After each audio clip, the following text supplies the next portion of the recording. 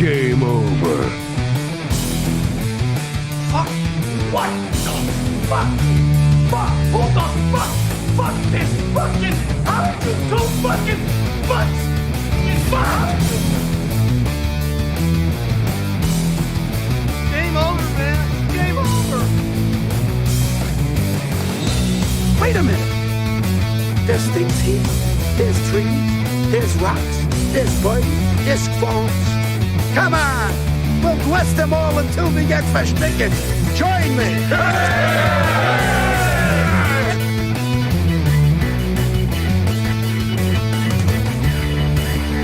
Oh, we're all blown to bits. Mind if I pull the underwear out of my crack?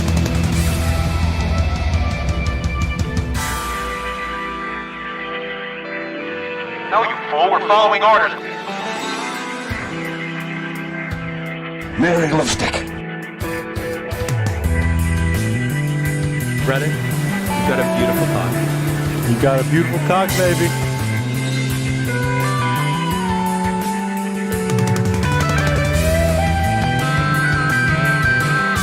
Or they're dead.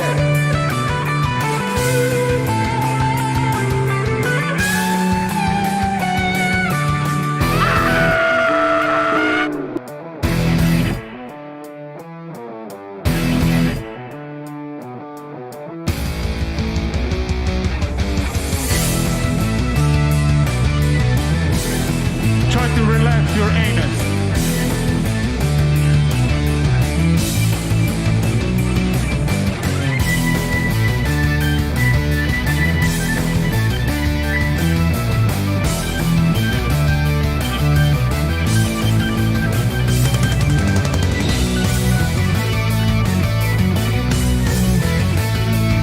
I'd buy that for $1.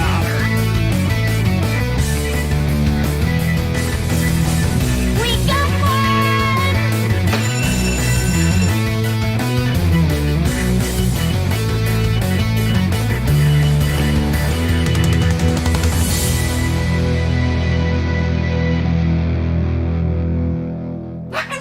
You're not a fucking legend. Welcome, everybody. We've got a show. I'm fucking with some cables and shit.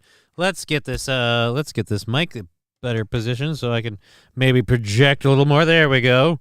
That sounds better. As better as it's going to, I guess. Let's drop the camera. Hey, everybody. How you doing? Welcome to the show. Today's show is far from fully funded, but I was too lazy to get rid of Humpty.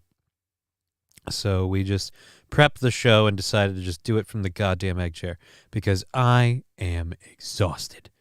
The real See No Evil over there on Rumble. Thank you for jumping in on the Rumble chat. Good to see everybody on Twitch, Rumble, and YouTube. Happy to have all of you on the multiple platforms there.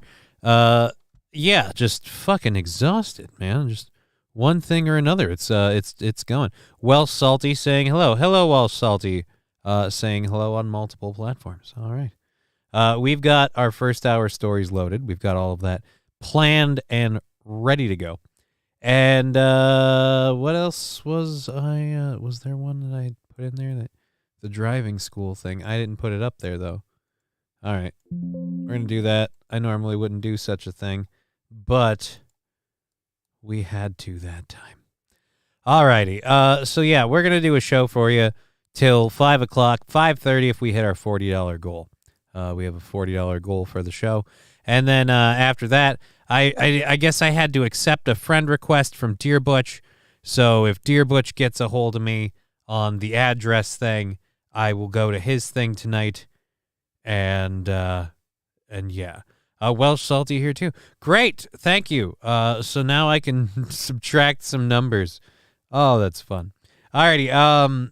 Thank you for tuning in on any of the platforms you're watching on. Thank you very much. We appreciate it. And like I said, a $40 goal to hit our overtime mark and call the show fully funded for today. Otherwise, we're not. So there's that. And I believe I'm doing the Dear Butch thing. If I can get the address, that's admittedly my fault. I didn't realize I had to accept a friend request on Discord to get a message from Deer. I told him, like, dude, just message me on Twitch. You can just send me a private message on Twitch. We talk on Twitch and just do it. But that's life, and so we'll see how it goes. Will we be at Deer Butch's thing? I don't know. I'll say this: I do want to go and stuff. I do want to be social, but I am a man with a goddamn condition, and I am exhausted. So, anyways, we've got our show locked and loaded. We're letting people kind of filter in here before we click off and start doing everything. We're going to talk in this first hour a lot about Attorney General Merrick Garland is apparently appointing a special counsel to go after Hunter Biden. And I'm like, oh, great. Glad this time of the century we're getting on that. We're going to talk a little bit about what's going on in Hawaii. Starting off with experts who are immediately quashing the global warming wildfire claims. And then we'll go through a little bit of a tour from a CNN contributor, and I'm sure they won't rub in global warming and its effects on it. It's going to be fun. We're going to have a fun, let's look through the veil and make fun of the bias right in your face. And then Chevy JB asking, I know you've said something, but how much do I need for a shirt? The shirts are $20. I've tried to keep the shirts at $20. They've never been more than that before, and I've avoided doing that this time. By just literally not getting as fancy as I wanted to. So, but we the shirts are $20. Chill Dog saying, how's it going? Good to see you, Chill Dog. Good to see everybody.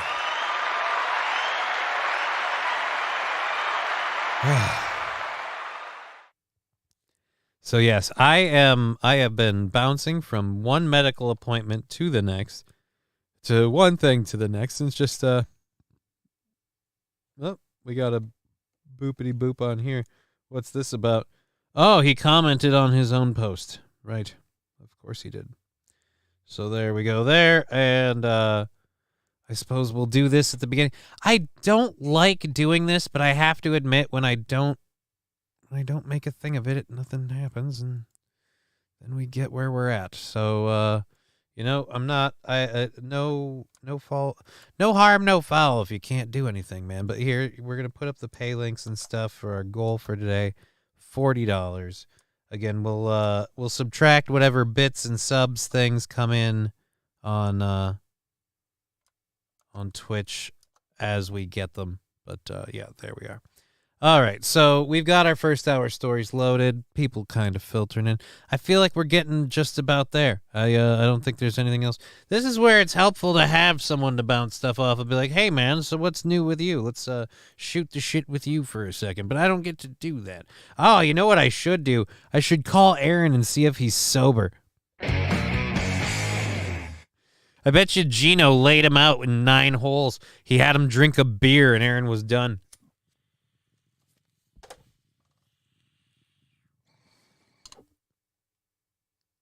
It's going to be weird. Anniversary show where someone can hold their liquor.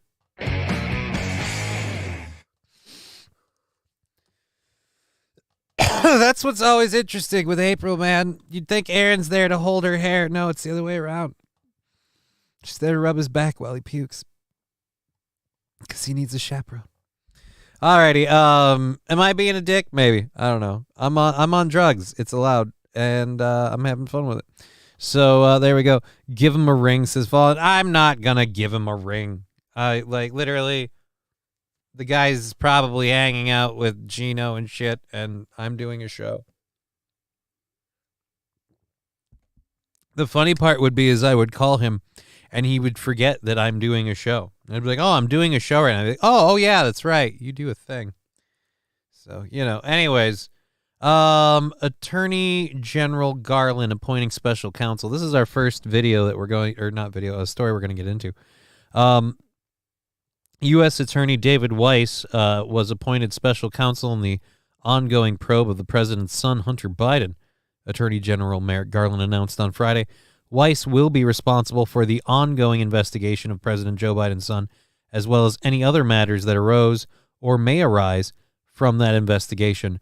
the Justice Department said in a statement. All right, so just any of us actually believe this bullshit? We're totally going to investigate him. The move was announced shortly before prosecutors from Weiss' team revealed in a court filing that the plea talks over tax and gun charges against the president's son had broken down, and the case would likely have to go to trial in California or Washington, D.C. DOJ noted that Weiss was nominated by then-President Donald Trump in 2017 and confirmed by the Republican-controlled Senate in 2018. Garland said the appointment reinforces for the American people the department's commitment to both independence and accountability in particularly sensitive matters. Yeah, I don't think we don't believe in your commitment, so reinforcing it isn't going to do much. In a statement, Hunter Biden's lawyer, Chris Clark, said whether in Delaware, Washington, D.C., or anywhere else, we expect a fair resolution on behalf of our client. A fair resolution? You mean you want him to get off scot-free? I mean, that's your idea of a fair resolution, if we're honest. I don't do. And when will then Hunter Biden agreed to plead guilty to... Yeah, that's the thing. He agreed to plead guilty to these charges, but because they're not giving him as sweet a deal as he wants, he's going to take his day in court now? There you go. That's what I'm talking about. So it's okay to plead guilty, and then if they're like, hey, but the deal isn't as nice as I like, so now I'm not guilty. No, you are. You still admitted to doing the stuff. They can find all this supposed evidence to mail Trump to several walls, but somehow no one can find the laptop, so my trust in investigation is at absolute zero. Dude, not only can they find the laptop, they have the laptop information. Like, the laptop stuff is out there. My point is, and yours to an extent, St. Ernest, they're not going to do anything about it. They're not. So that's where it's funny, like this. Hey, we're getting serious. We're cracking down on Biden. We're doing a special investigation. We're gonna probe him. All right, yeah, you're gonna probe old Biden. Okay. I just don't believe it. I don't. I'm sorry. Just call me a dick. I don't believe you're going to do anything to the guy that literally had fucking coke in the White House. Like, come on. Does anyone not believe? Does anyone think it wasn't? At this point, we have whistleblowers who will not be named who are all but saying, yeah, it was Hunter's blow. It's like, it was someone related to the Biden inner circle. Yeah, there's a lot of people on that list. You know what it was? I bet it was that niece. That little girl looked tweaked up while Daddy was holding her. Just, oh, you having fun looking at the fireworks, sweetie? You're jonesing just like I am, aren't you? Yeah, I recognize those crack eyes. I recognize those childlike crack eyes. I have them myself. Oh, man.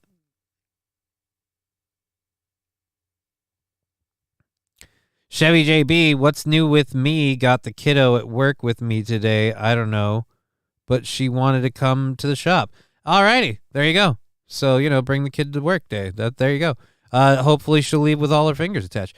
April and Aaron won't be talking to each other after all the pole smoking Gino and Aaron did today. I bet one of them got a hole in one by now. I'll be honest. I tapped out of the show this morning. Like, I tapped out. It was fun, and I hung in as long as I could. I was invested in seeing the MLC freaking out about Gino making money stuff and that stuff. And Gino's fun and all. There's a charisma and a funness there. But it just started feeling to me like I was just watching two dudes hang out and have fun together. And I was like, cool. I'm going to go. You guys have fun. And I hope they had fun. So, yeah, I tapped out a little bit after the MLC stuff, and they were just kind of talking about shows and things, and just having it was a good conversation between two dudes, but it wasn't at all motivating or interesting to me. I was like, yeah, okay. So I just, that was me. I tapped out. And again, maybe it's the drugs. I am in a weird collection of moods right now. It's all over the place. Do a line, I'll do a strand of hair, Biden sniffing children. FBI doesn't prosecute high-level Democrats. That's like narking on your own family. Luke Duke, howdy, everyone. Howdy, Luke Duke. Good to see you. Good to see you. Show went really fast. Well, hey, man, I hope everyone else had a great time with it. I'm sure it was a great show. Like I said, I got bored and tapped out, so I tapped out. And I went and played Diablo. And then I went and did a bunch of cleaning. And then I went and got pumped full of drugs. I was at the hospital by 9 o'clock, so I couldn't even listen to most of it anyway. Yeah, I'm just here to chill on some news. Well, I mean, just they did more together than they could get the rum rhythm. I'm not saying. All I'm saying was that's where I was at with it. Like, I was in the show for a bit, and then I tapped out because I felt like tapping out, and then I had to go do stuff, so I didn't get to see all the show. Anyways, yeah, Aaron was 2 beer drunk by 8:30. That's not surprising at all. That is not surprising at all.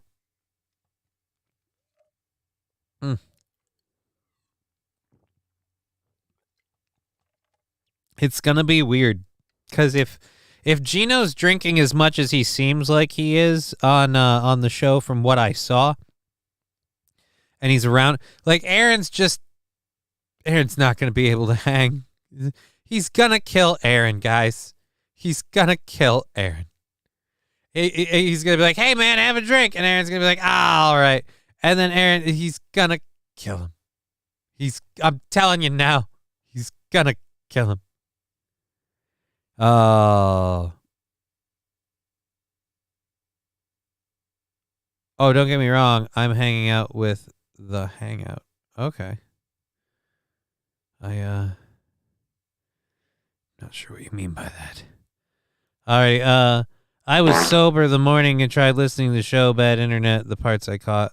It was good from what I listened. Like I said, I just eventually was like, I'll focus on the thing I'm doing, and then I had to get ready to go in the morning. So it's what it was. I know what we'll do. We'll do our own show and not really worry about, like, because they did their show already anyway, good, bad, or whatever. I'm sure they're happy with it. I'm sure it was good, and I hope everyone had a good time. But all right, so let's do this kind of a back-to-back thing. So we're going to read this story quick about experts talking about the claims that the Hawaii wildfires are caused by climate change. And the source for this is just perfect. So we'll get through that. That's that's like the vegetables, right? But the dessert part is the video where we're going to watch a CNN analyst talk about the devastation. And I'm sure they're going to point out that it's climate change and how climate change has probably definitely impacted this. And we'll be able to already have that counter information. But again, the source for it is the source for the counter information is a top environmental expert in Hawaii who says environmental experts are pushing back on claims that devastating wildfires in Maui, Hawaii were caused by global warming instead of pointing to poor state land management practices.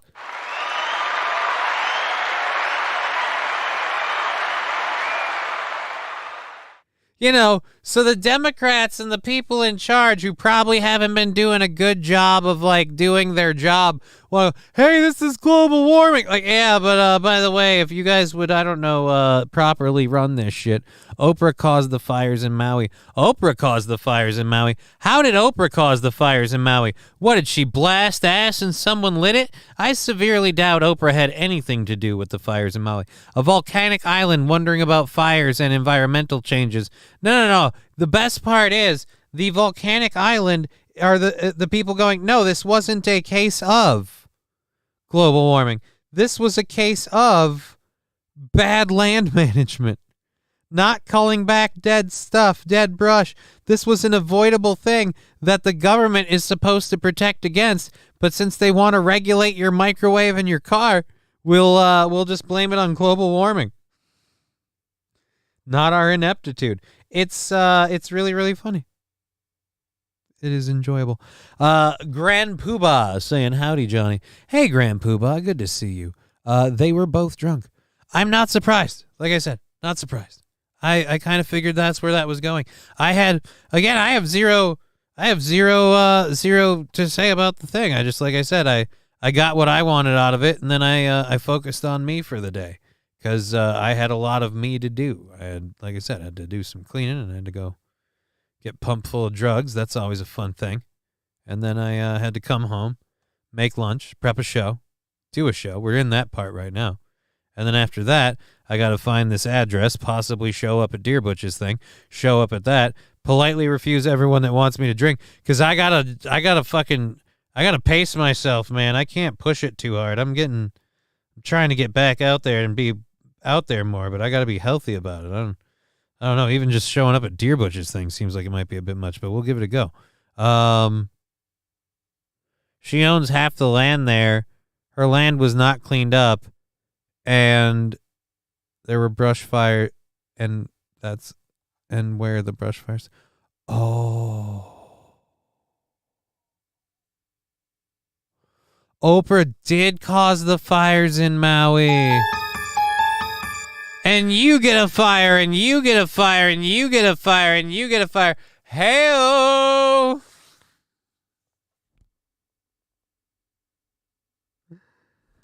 Oprah caused the fires in Maui. Oh, shit. Alrighty. Over the last several days, wildfires have spread across western Maui, razing much of the historic Lahaina town and claiming the lives of more than 36 people, according to state officials. As first responders continue to battle the devastating fires, some Democratic lawmakers have been quick to blame the event on climate change and global warming. Heartbreaking fires in Hawaii. Scientists are clear that climate chaos wreaking havoc on ecosystems everywhere is the new norm. Senator Jeff Merkley, a Democrat from Oregon. Right! A Democrat from Oregon understands Hawaii. Said in a post on X. It's going to give it to you. We need to take action immediately or else it will get even worse. The wildfires raging across Hawaii are devastation our planet. We fail to address the climate systems. Right. Where's the representative from California? However, several experts pointed instead to years of poor forest and brush management, in addition to declining agriculture in Hawaii, as the primary cause for the devastating fires this week. Blaming this on weather and climate is misleading, said Clay Taranuchit, a University of Hawaii and MOA professor and environmental management expert. Hawaii's fire problem is due to the vast areas of unmanaged, non-native grasslands from decades of declining agriculture. These savannas now cover about 1 million acres across the main Hawaii Islands. Most of the legacy of land clearing for plantation agriculture and ranching in the late 1800s and early 1900s, he continued. The transformation to savanna makes the landscape way more sensitive to bad fire weather, hot, dry, windy conditions. It also means we get huge buildups of fuels during rainy periods. He added that wildfire risk in Hawaii could be mitigated with adequate support, planning, and resources for fuel reduction projects, agricultural land use, and restoration and reforestation around communities and foots of our forests. Oh, like if we undo the shit that we've been doing. Right. But that's not that. How does that solve getting us to all drive electric cars? That's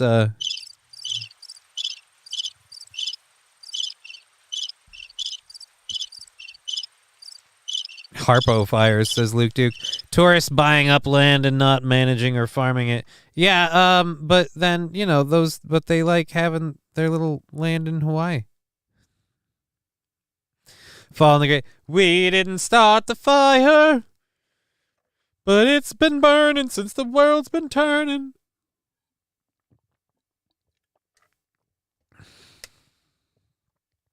We didn't start the fire. Our island's on a volcano. It's kind of no bueno. That is the weird part. And massive, massive fires on a Hawaii island. Yeah, dude, doesn't that happen a lot when you would think they would have better, wildfire prevention. Because if, a lava flow hit that's just a fucking powder keg. At any rate, Maui is now firmly in the post-plantation era. Aw, you decolonizers. And the West... Warning. An asshole has entered the chat. Thank you, Wilmer, for the 50 bits. Again, we have a $40 goal for our show today to hit overtime. We have a couple of fun things for overtime planned. And if we hit that, we'll do that. Otherwise, we'll end early. And I will be at Dear Butch's thing, I believe, if I can get the address stuff figured out. Which I admit I fucked up. That is all on me. Anyways, let's get back to this thing here. So, Peter Vesic, professor of earth science, Stanford University, Palo, California, in an interview said that the drier grasses have spread across Maui. There's no doubt that fire-prone grasses have invaded drier Hawaii ecosystems and brought larger, more intense fires. According to the Hawaii Wildfire Management Organization, a nonprofit that works with communities to mitigate risk, a larger percentage of Hawaii burns on an annual basis than any other state.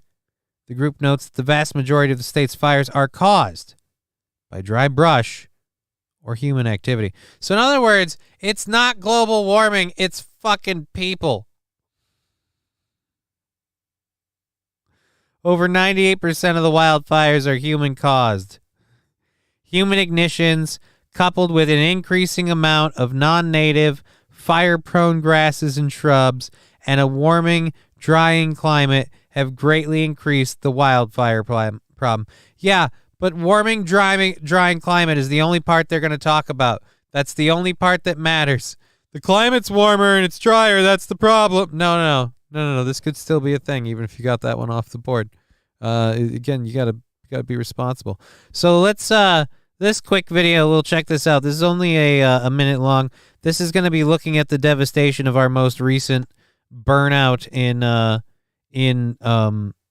Hawaii. And I'm sure that, because again, it's a CNN piece, I'm sure at no point they're going to shoehorn. Bravo if they don't, but I'm sure at no point we'll see a shoehorn of the environmental problem. Did anyone think that maybe Japan started the fire? They did do Pearl Harbor. Yeah, this was cheer just 1,000, cheer 1,000, cheer 100, cheer 100, cheer 100, cheer 100. Fuck Ergol. I don't know how that works, but I'm gonna guess we're pretty much good.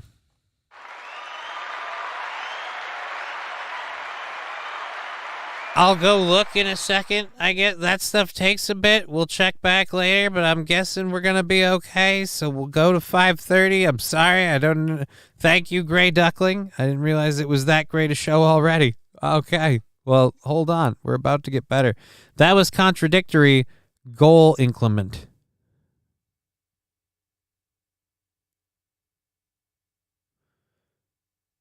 I was there last year. That was a super cool town. So sad that happened there. It is because of the mountain roads leading in and out. Oh, yeah, dude. I'm sure it's an awesome place. So let's check this. Like I said, let's check this out, this video here.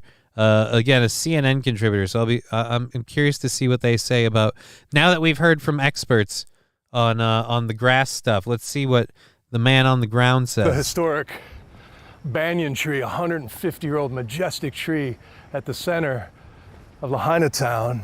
It looks like it may have survived. It needs water desperately to survive right now. But for the locals who are coming down and looking at the damage, this is such a sign of hope that maybe their iconic tree will have lived when so much else is gone here. But the history can never be replaced. Right here, this is the first hotel in Hawaii, the Pioneer Hotel, Pioneer Theater. It was owned by white people. Completely gone. Right over here was the library. It's just now a stone shell of scorched blocks. Again, that was built by all the white people. Fleetwood's, Mick Fleetwood of the band Fleetwood Mac, his place is gutted out with flames. It's just unrecognizable. One of the most charming, beloved port cities anywhere in the world is just scorched like a bomb went off. That's it? Okay. I know you toured one of the most... All right. So, and there's Wolf Blitzer. That guy's old. All right. It was not a lot of parking when I was there. Looks like they got more room now, says Fago. Yeah, dude. They made it They made it into a parking lot. Isn't that a song? Come on and waddle. Come on and waddle. Oh, waddle like a duck. You know you want to waddle. I'm not going to waddle like a duck. Hi, you think it's already? I'm just here for oral support. All right. I do the repairs for 3 DNR controlled burn crew and 1 private company that does controlled burns. That's how you stop this. Yeah, I mean, that controlled burns are how you stop this. So, you know what? I am but one man, but I should do my part to prevent forest fires. So, controlled burn.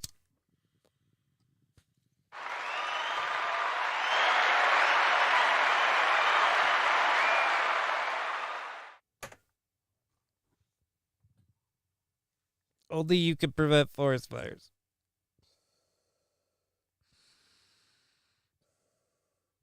Anyways, so there we go. So yeah, the devastation there happening again. Not quite the global warming crisis that made it. I think Bill Gates owns a large portion of that island too. Well, wouldn't he be using it to grow his?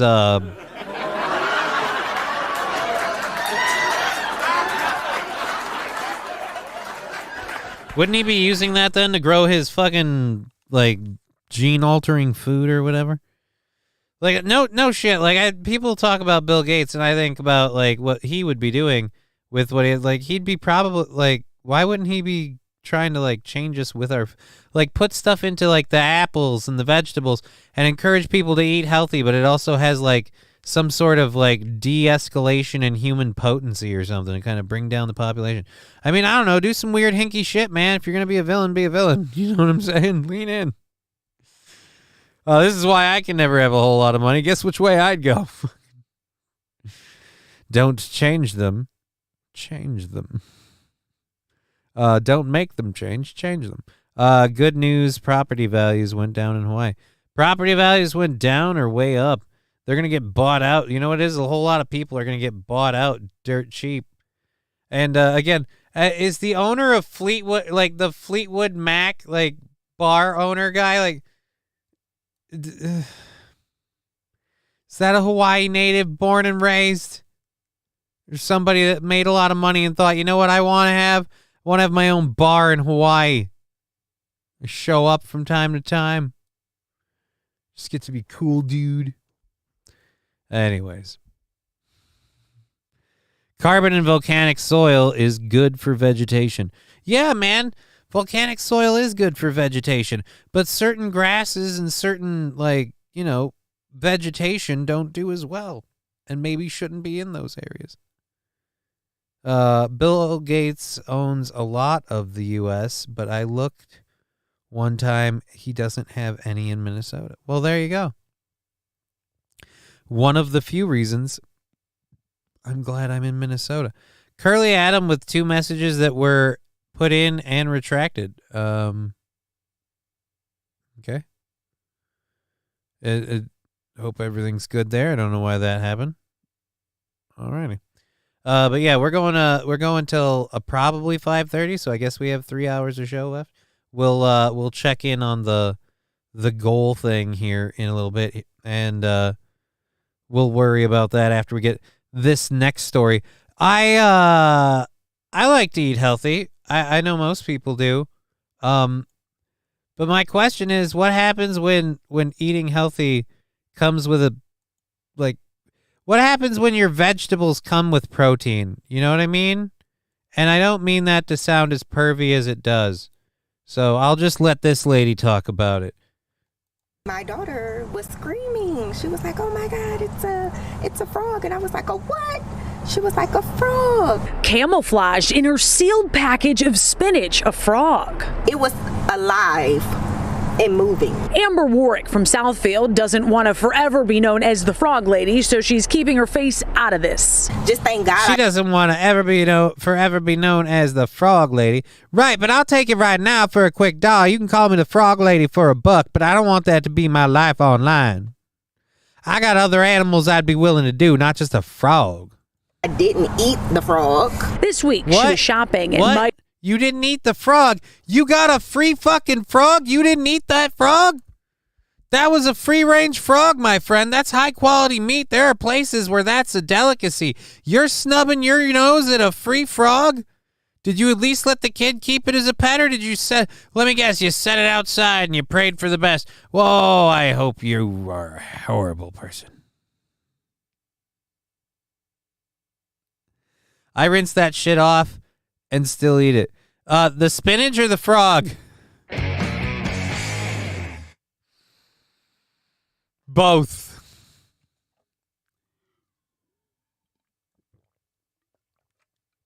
I rinse off the spinach. I place the frog lovingly in a room temperature pot of water, and then I turn on the boiler. Oh.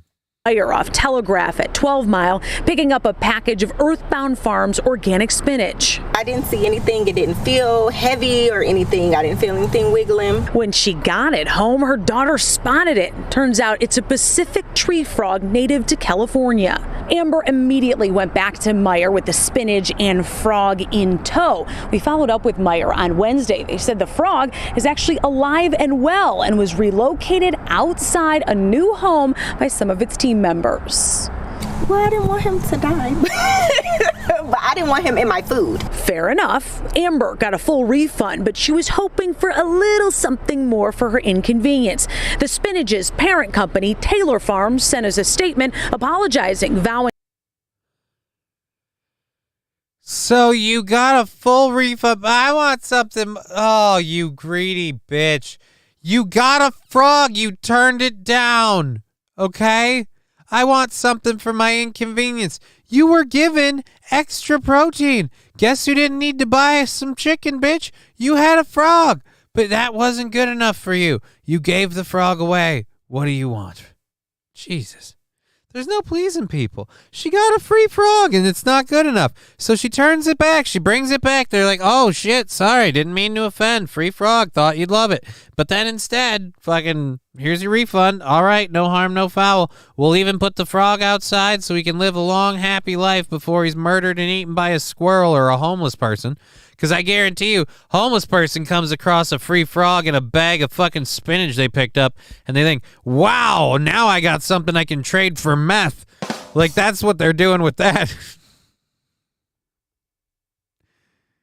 Oh. Going to do everything to keep this from happening again. On the package, it says 3 times washed or something like triple washed. I don't believe that it's washed. Because if it was, they would have caught that a whole live frog. Reporting in Southfield. We don't know when the frog entered the process.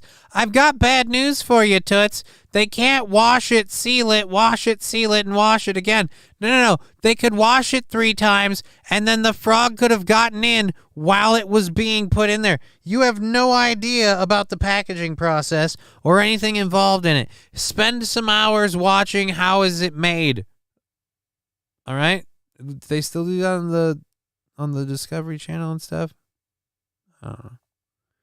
But I don't believe that it's washed. All right, well, guess what? You know what? I don't believe that you understand the thing you had. You should have had the frog.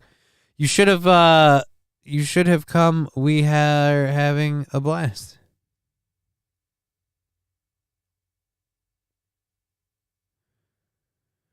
Joe Berger at Luke Duke. Johnny, what time are you going to Deerstock? We are heading back there shortly. I'll go after my show, but I don't know where it's at. So, Deer Butch said he was going to message me on Discord. Apparently, I had to accept a friend request. I didn't realize that. I did that before the show. I don't have Discord up because it's distracting to have up during the show. So, if I'm not using it, I don't have it up. And I can check on it periodically here or something, or check on it before the end of the show. But if I get the address, I'll go after I'm done here, I guess. We'll see. It's going to be a thing. The frog is the most organic part. Right, dude. The frog is the one thing we know that wasn't raised on GMOs. Unless it ate some of the spinach.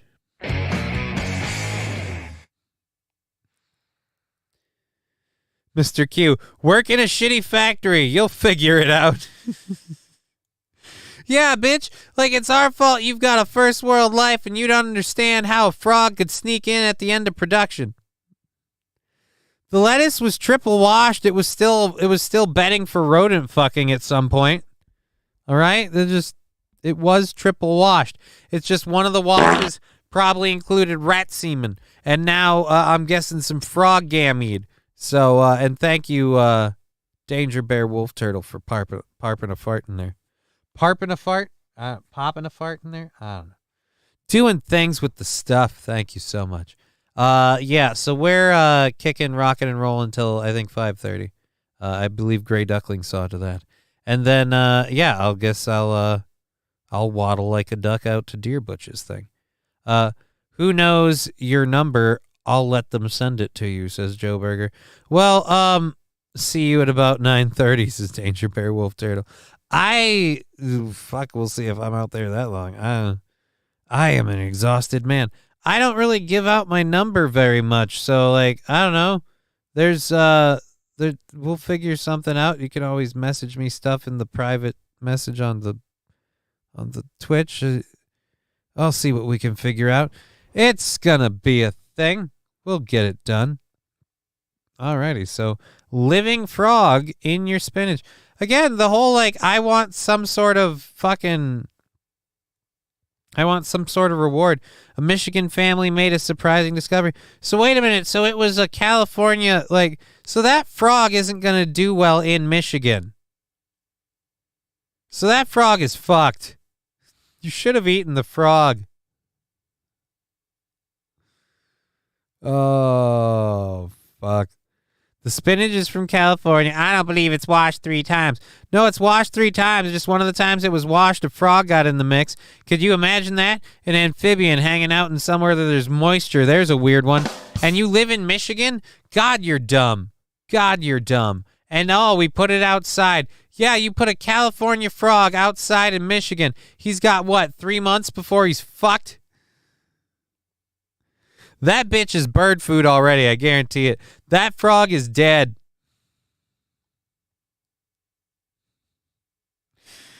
All right. So we were talking earlier about the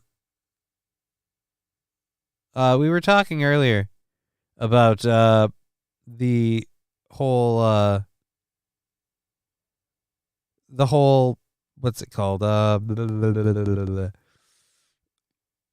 Joe Biden thing. There we go. Thank you.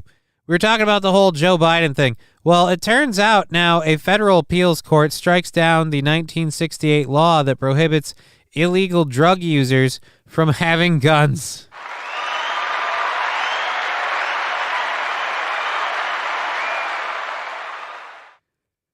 They're appointing a probe, everybody. They're investigating him. They're going to hold him account to all the laws. Conveniently, we're now also simultaneously striking down all the laws that he'd be guilty of. You can't be serious. In our short history and tradition may support some limits on intoxicated person's right to carry a weapon, but it does not justify disarming a sober citizen based exclusively on his drug usage, Circuit Judge Jerry Smith wrote. Just say this makes it easier to wash Biden's hands clean. Already, as courts work through the impact of Bruin, defendants guilty of gun crime in one jurisdiction are presently innocent in another, the judge said. Yeah, like the president's son.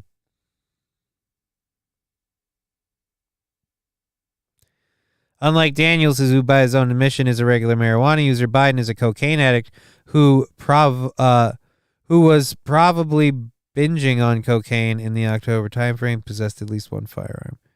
Yeah, in other words, we're washing. It's really interesting how easy it is to just kind of wash his hands of that. Now it's not a thing anymore. Congratulations.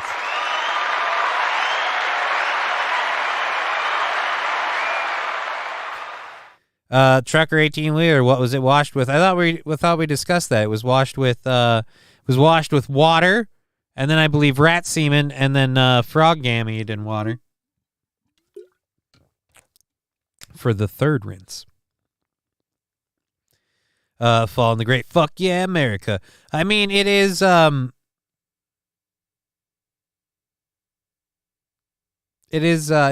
of fucking funny. And it's just like, hey, now it's not a crime. We're going to hold him accountable, everybody, but what he did is no longer a crime. We should all just say thank you, Hunter, because that affidavit was bullshit anyway. I mean, was it? Was it? Either way, it's too convenient.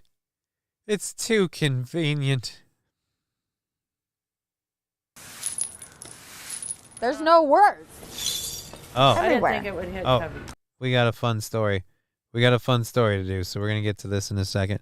So yeah, it's too convenient. That we're gonna wash him of his crimes just by saying they weren't. Like, oh, come on, man. That must be fucking nice. You know what I'm saying? Let's do the quick update on the Twitch thing here. Since we're here, we've got a break. Let's update that and see if that says what we're doing here. Oh, never mind.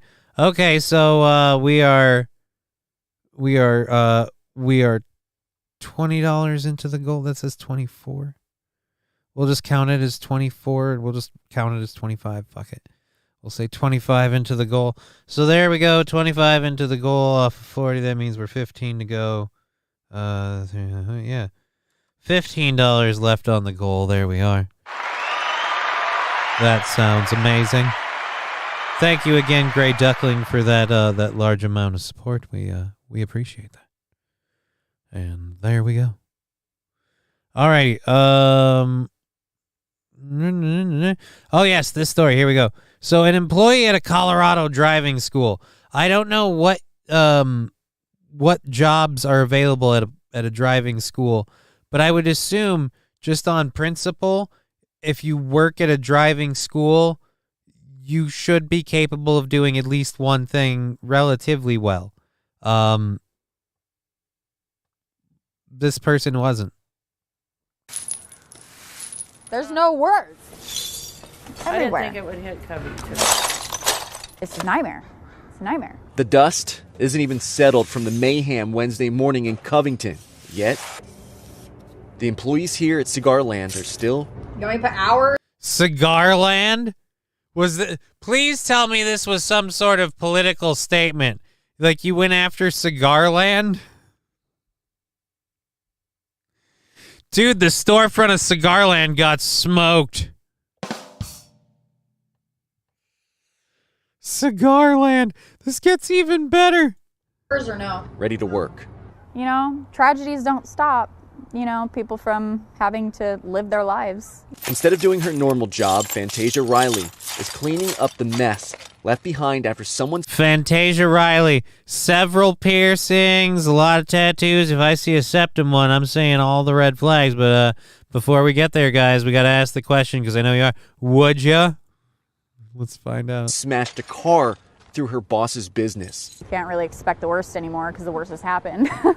And the worst she's referring to is that this destruction is no accident. This video I obtained shows someone smashing into their business around 7 in the morning. Once inside, the driver gets out and starts throwing cartons of cigarettes into the car. But then, a flash of hope appears. Within a few minutes, deputies arrive on scene, but... So it was a literal smash and grab?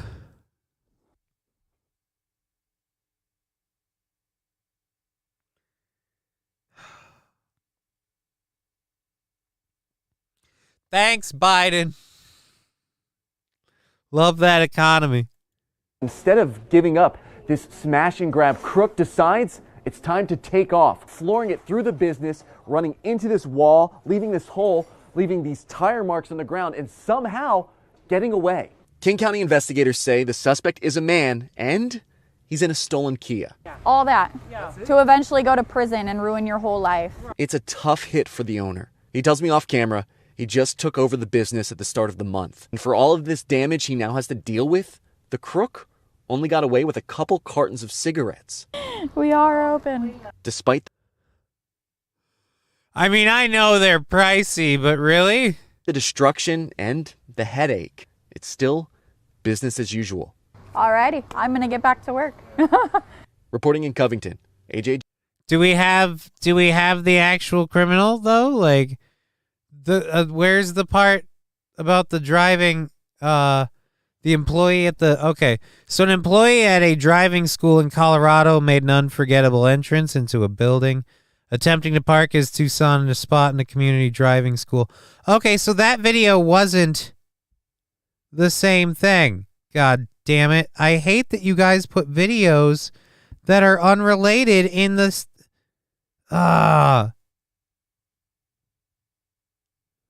So we don't have a video. This is a picture. I hate you fuckers. Oh, damn it. Alrighty, so an employee at a driving school in Colorado, while attempting to park a Hyundai Tucson in a spot in front of a community driving school, the driver accidentally drove straight into the building, and the Lakewood police shared a photo of the crash, which showed most of the car stuck inside the building under the sign that says "Learn to Drive." Here, we'll get the picture. I guess we don't have a video, but they do say a picture's worth 1,000 words. Here we go. Boop. There we go, guys.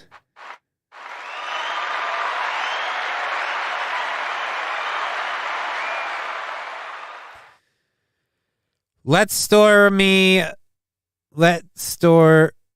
reminds me of Clerks, where Dante had to put up a sign saying, "I assure you we're open." I think I get what you're saying. I think I understand.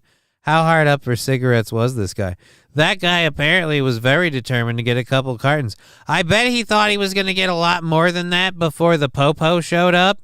But the fact that he got away is the thing that annoys me. Like, he apparently backed out and got away. That's fucked up. But anyways, moving on to this. This was the story we were actually supposed to be talking about. This person was supposed to be parking their Hyundai Tucson and learn to drive. Well, I think you need to.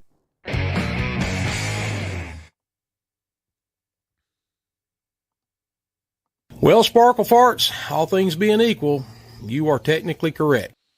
$15 a pack, that's $150 a carton. What's grand larceny start at there? Yeah, but he only got a couple cartons.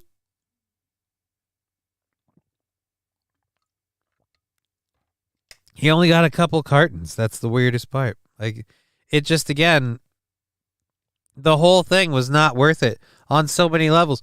But why wouldn't you risk it? Why would, after all the videos we've seen of people just stealing shit from stores, why wouldn't you be like, you know what, fuck it, I'll just drive in and grab some smokes. I need to light up.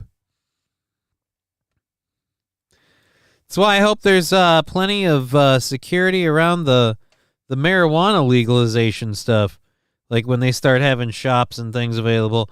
Because, man, they're going to have to deal with crap like that. If people think like, oh, why should I pay for it? I can just jump in, bust in, and rob the place. And I'm sure nobody will use that as a way to point to, well, drugs lead to crime. No. Drugs lead to crime with bad enforcement. Again, there's a whole everything needs to be done appropriately. You need to treat people that steal like criminals, and criminals need to get their skulls beat if they steal. Otherwise, they'll be emboldened. But again, this person wasn't even trying to steal. They were just trying to park. This poor bastard was just trying to park. If you already stole a car, why not, says Mr. Q. I mean, yeah, the car was already stolen, so why not grab some free smokes? Stolen Kia, of course. I mean, yeah, that one was a stolen Kia. And he didn't get a beating with the dowel rod.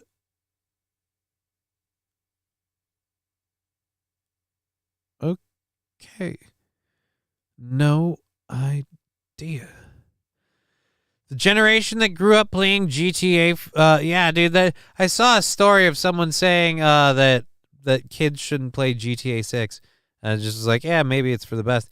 Guy, it was my wife, and she was mad at me. She's fine.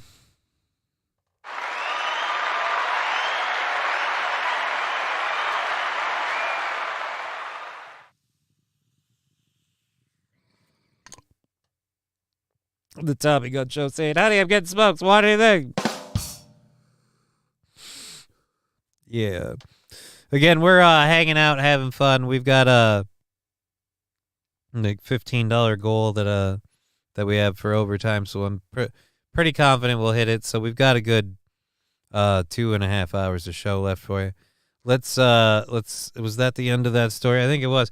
That's a shame. I thought the video was the actual story, and then it turns out that they stuck a video in there. They up and fucked us, Dad.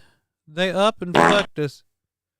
Thank you, the Tommy Gun Show, for blowing that in there. Maybe it was one black guy that really wanted to get the cigarettes and get back home to see his kids. I don't know why you have to assume gender or race on that. Well, it was a guy, actually. But I don't know why you have to assume race on that. And what do you mean? Why did you have to stipulate his post-robbery plans? I don't. Does that somehow absolve him of the crime? Like, hey, you were stealing cigarettes, but at least you intended to get back home and smoke your ill-gotten gains with your children. Like, and that smoking around children isn't really good. I feel like that is another problem. Where are you going with this? There's just this feels like you're painting a lot of this picture because you have some need that you're trying to exercise here. I don't know if I'm comfortable with that. Wow, that was a weird tangent. Alrighty, we've got a show going for, like I said, another, hopefully, 2.5 hours. I am all over the place mentally, so we're going to do that, and then I got to do the Deer Butch thing tonight for a little while, and then, holy Lord, do I need to get some sleep. Alrighty, so let's load our second hour stories. We're moving kind of fast, because that one was supposed to be more of a video to go through, and then I found out at the end of the video that it was not tied to the story, which kind of sucked. So, alrighty. Where are we at? There we go. And here, and there. Let's go ahead and drop that. And our next one, wait, didn't we talk about this? David Garland, Hunter Biden shit? All right. Well, I'm going to pull the audio down quick, and we'll do... We don't have a whole lot of songs that feature the cowbell. I gotta have more cowbell, baby. Insane Kane subscribing to the channel for 2 months. I got to find the cowbell for Insane Kane.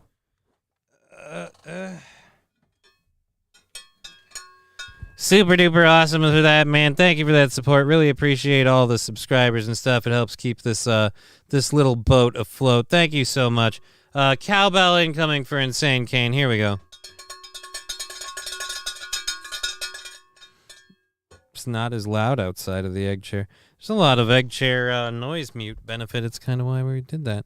Well, thank you very much, Insane Kane, for that. Alrighty. My cows are wanting food now, says Luke Duke. Really? That's how you summon? You use the cowbell to summon them for food? Or do you summon them to make them food? If you know what I mean.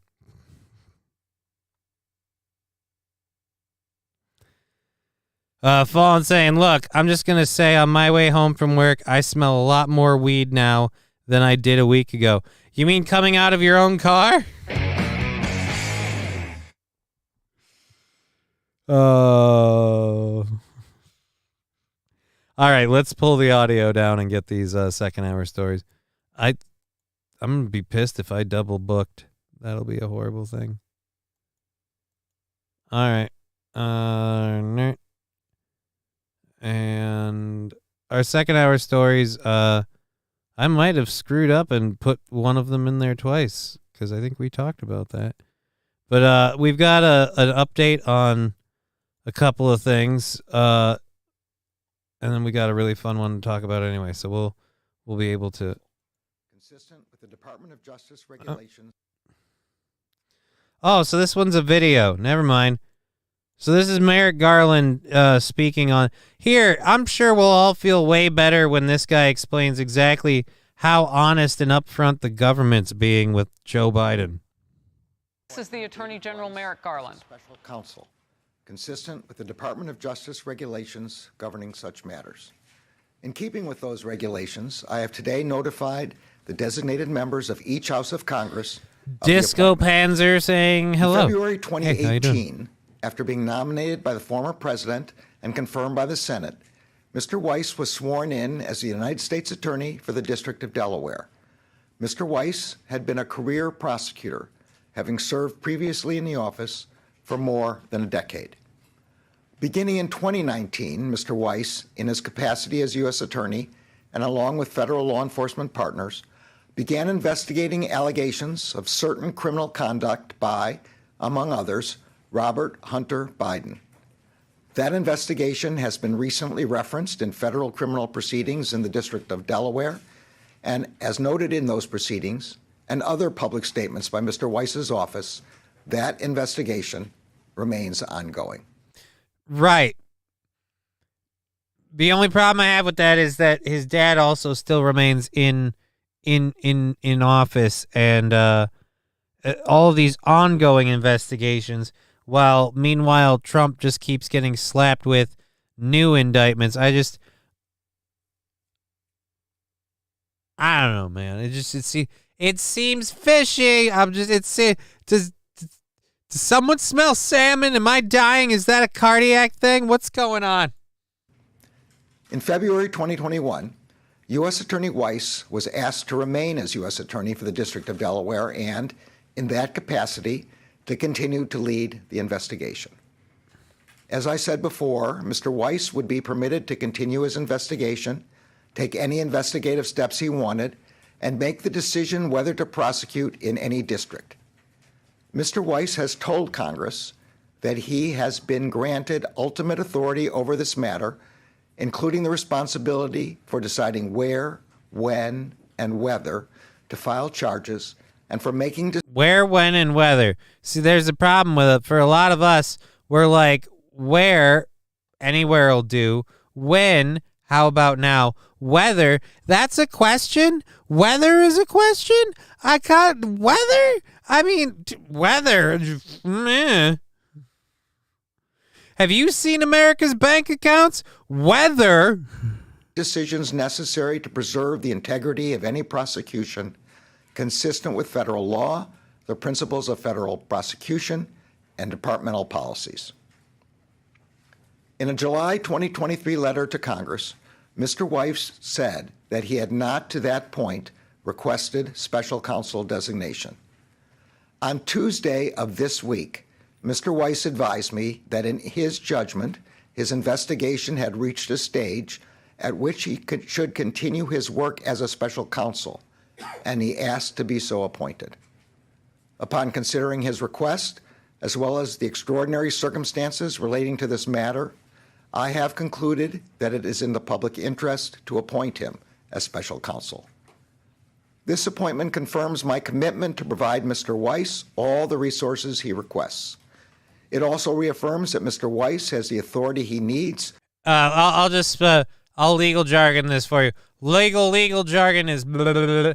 I'm not guilty. I'm washing my hands. I'm not corrupt. So if you do actually circle the wagons and get out the guillotines, remember, I'm one of the good ones. Oh, fuck you. To conduct a thorough investigation and to continue to take the steps he deems appropriate independently, based only on the facts and the law. Mr. Weiss will also continue to serve as U.S. Attorney for the District of Delaware. As special counsel, he will continue to have the authority and responsibility that he has previously exercised to oversee the investigation and decide where, when, and whether to file charges. The special counsel will not be subject to the day-to-day supervision of any official of the department, but he must comply with the regulations, procedures, and policies of the department. Horseshit shenanigans, mic drop. Yeah, that's pretty accurate. Let's go. Luke Duke pretty much nailing it. Horseshit shenanigans indeed. I made a point not to put too much of that serious stuff in the rest of the show, because again, I just don't need to do it, man. I don't need to do it. So I tried to have more fun stuff for the rest of the show. So hopefully the next 2.5 hours will be more solid, fun stuff.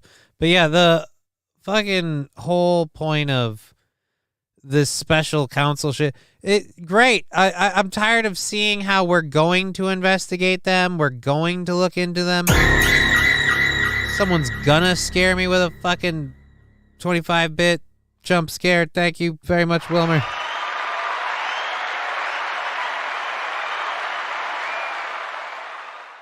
Like, the going to thing is a problem. I need it to not be going to. They need to go to jail. That's where they need to be going, all right?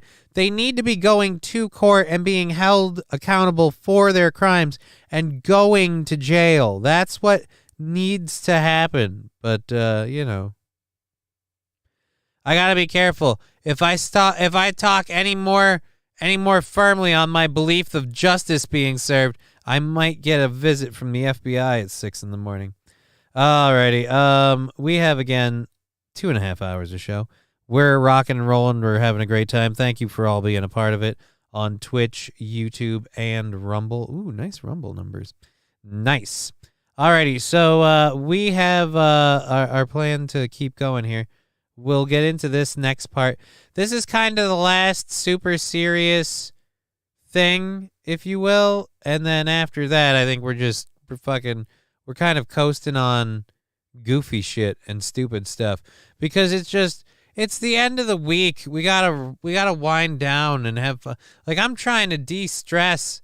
I gotta do a whole bunch of shit for the anniversary show tomorrow. I gotta get my shirts all loaded up and stuff. I got a whole lot of work I gotta do, and then I gotta do the Deer Butch thing tonight, and then that is just, yeah, man. Like, let's not focus on stupid politic crap. It's not gonna change over the weekend anyway. I don't think we're gonna see anyone go. Trump isn't gonna go to jail. Biden isn't gonna go to jail over the weekend. At least not that I expect. That would certainly be one hell of a thing. I might not be doing, by the way, the Sunday show this weekend. I think I'm not doing the Sunday show. I'm telling you right now, I think I might get wiped out from Saturday and not able to do my Sunday show like I was thinking. We'll see, though. Anyways, this one last thing that I wanted to get in here. Tucker wanted to do an interview with the former Capitol Police Chief about January 6th. Fox really wasn't cool with that. They didn't really let him do that. They canceled Tucker's interview, and they said he couldn't do it. Well, Tucker's on Twitter right now, and I guess, or X or whatever. Never. So guess what Tucker did on Twitter?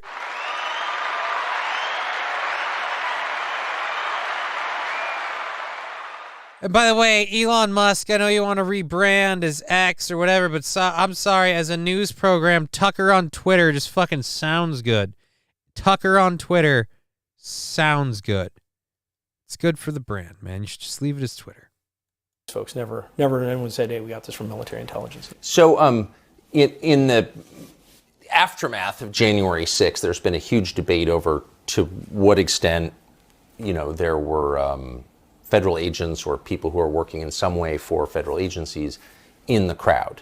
And the initial explanation was, well, none. And you're insane if you think that. You're Alex Jones, you're crazy. And then over the last couple of years, we've seen people in authority confirm, actually, yeah, there were a lot in the crowd that day. I mean, that's now a fact. Did you know that going in? No. No. So just for perspective, Did you know that going in? Look, I feel like you couldn't admit that even if you did. But yeah, did you know that going in? He may not have. But a lot of the audience did. They were screaming Fed at a lot of people. And Ray Epps in particular. Ray Epps in particular was a Fed. Or at least a Fed plant or something. And Ray Epps has continually obfuscated any responsibility for his culpability and everything, which just further pushes the narrative that he was a federal agent. And it's disgusting. So, I'm sorry, I'm going to go back here. This, like I said, I was trying to do less serious. I said I want to stop doing serious stuff, and we're doing Tucker talking about January 6th. I'm a douche. Don't let that greasy slip you a roofie at the doings, Johnny. Connor Fullerton, I'm pretty sure that won't be a problem. I'm sure they'll be busy. Dude, I'm sure Aaron and Gino and April and Keanu will all be busy with each other. I'll be in the back eating a pizza by myself. I'll do my comedy. I'll say hi to the fans. And I'm sure other than that, I will, yeah, whatever. Did you know that going in? No. No. So just for perspective, since you've been to a lot of these events, there's a huge a planned demonstration in Washington, D.C. Will there always be assets, agents, people working for federal agencies in the crowd in civilian clothes? There always could be. And for like inaugurations, there would usually be some combined teams out there. One for communications, but just, for situational awareness. So it wouldn't be surprising, 4th of July, different things like that, where you have threat pictures or concerning threat pictures. And what does that look like? Does that mean, FBI agents dressed in Dockers and tennis shoes trying to... Well, it'd just be, plain clothes, plain clothes to blend in. So that wouldn't be unusual. And it'd be, just standard police work. That'd be good police work. So coming into January 6th, and I talk about it in the book with the fact that shortly after January 6th, I'm driving through Loudoun County. I just talked to somebody from the Hill, and I get a call from overseas, and it's press. I don't remember what it was. It's somebody from Great Britain, and they started asking me about feds in the crowd. And I was like, well, no, I would have been told. I said, no, we're getting word that there was feds in the crowd. I said, no, I would have been told. I've got lots of friends with the Bureau. They all have my cell phone number. They would have told me. Thinking about that, and Jill Sanborn's testimony in 2021, where she said they were taking overt action to keep certain people from coming to January 6th to Washington, D.C. That's big for FBI to start taking overt action. I mean, that's not covert, overt. That's a big deal. Fast forward to February of this year, 2023, in the GAO report that says, on January 3rd, the FBI was tracking 4 domestic terrorists that were talking about coming to Washington, D.C. The Washington Field Office, their AOR, Area of Responsibility. By January 6th, they were tracking 18 or 19, it's in the GAO report, domestic terrorists. So think about that. They have 18 or 19 domestic terrorists coming to this event. So of course they're going to have resources on them. And they're not, you're not going to be just putting one agent. You're going to have multiple. So it'd be multiple with that. And I don't know how many they actually had coming there. Okay, so that's all of it? I imagine there's a lot more. Why does that clip end out there? That's weird. So yeah, obviously they had all these people, but they didn't bother to beef up the security. Again, this just, one thing doesn't equate to the other. Oh, right. Oh, is this more of it? Or violence that he sees. All right. So, all right, so they clipped up a bunch of this. We got to load multiple clips to get through all of this. The military says we're so concerned about potential imminent violence considering shutting down the city, but at the same time they decide the National Guard can't adopt an aggressive posture. Oh, all right. So,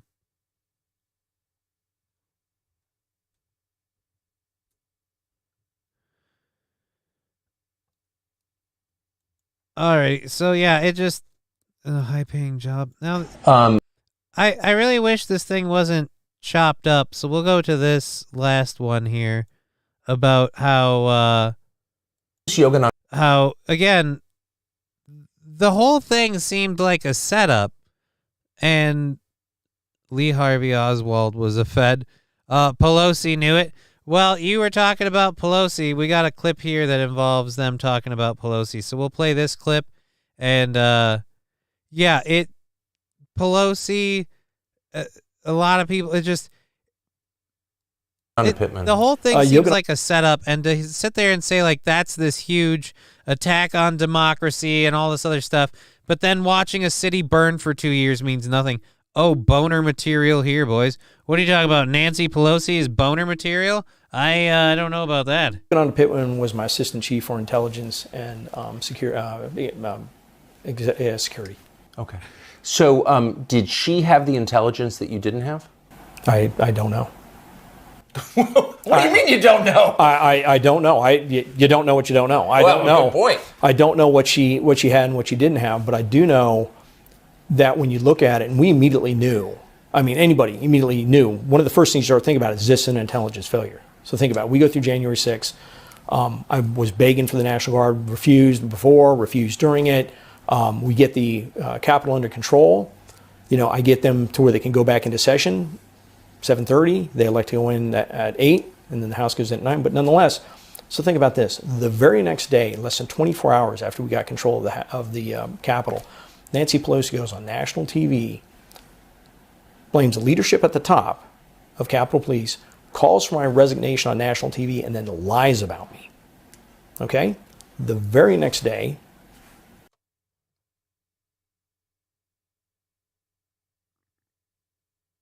why ain't that bitch in jail?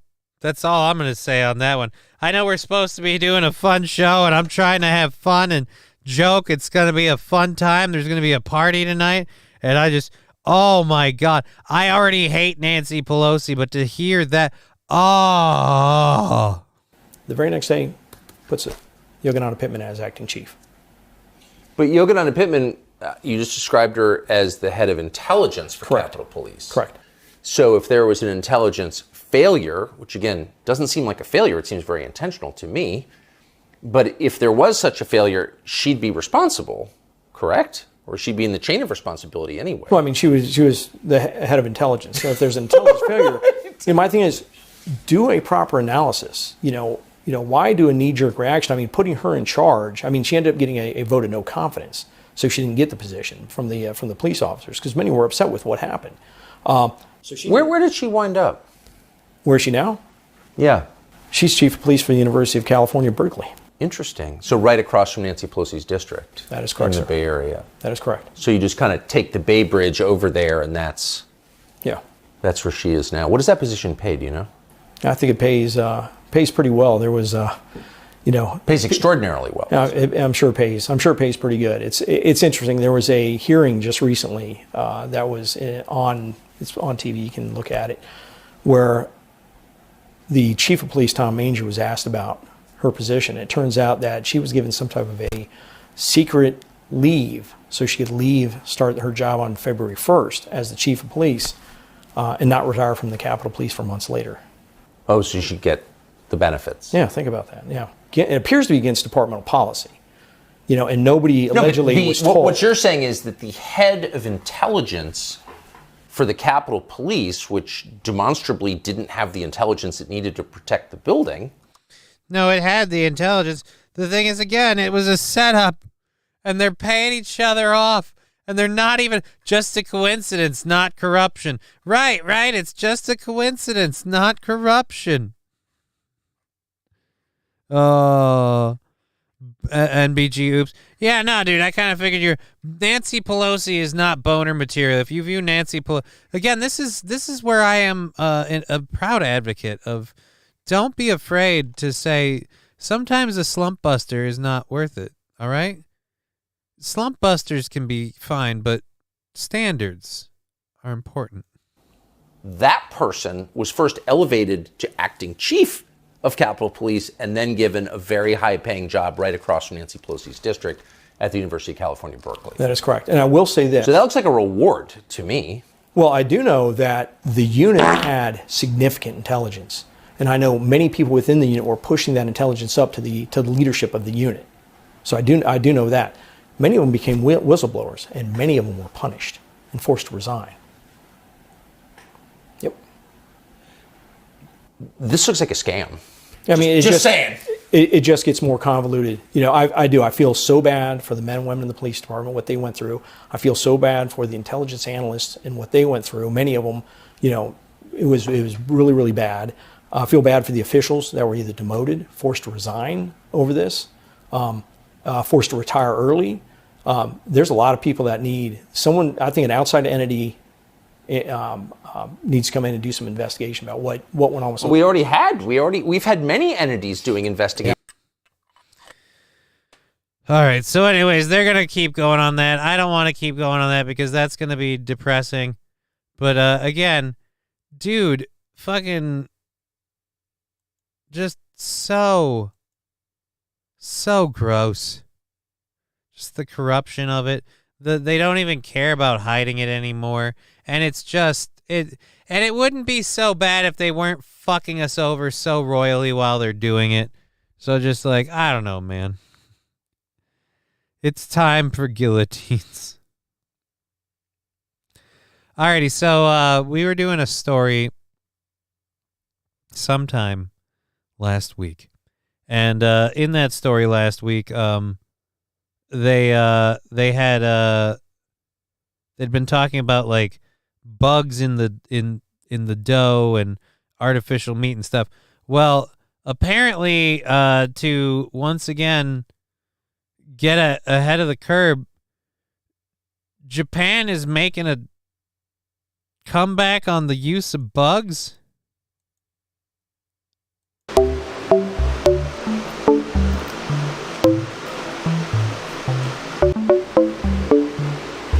Water bugs, grubs, and crickets are all the buzz at this Tokyo cafe.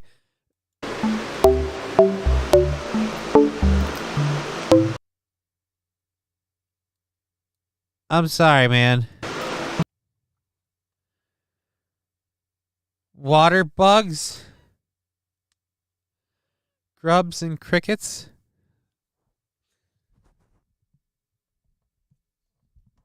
We're doing water bugs.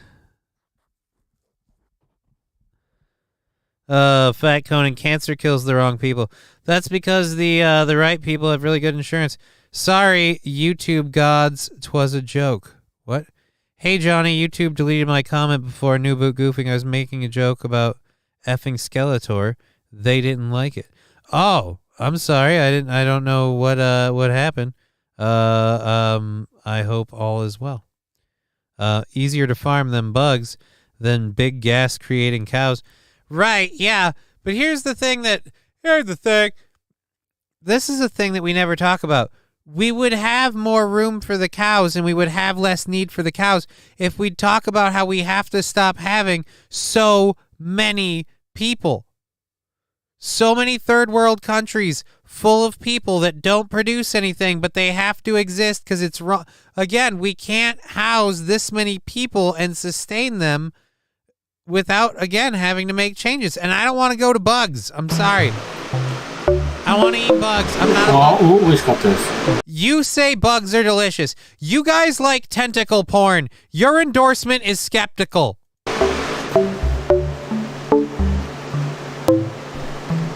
Risotto and tofu pudding. Okay, so it's risotto and tofu pudding, but now with a buggy twist. Hey, you know what I want on my risotto and tofu pudding? Some crickets. It caters towards a growing interest in entomophagy, the practice of eating insects. Right, because that's not a sign of a declining civilization, that you're surviving on the bugs.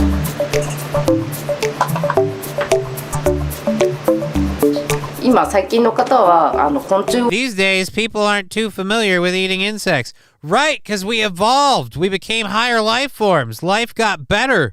I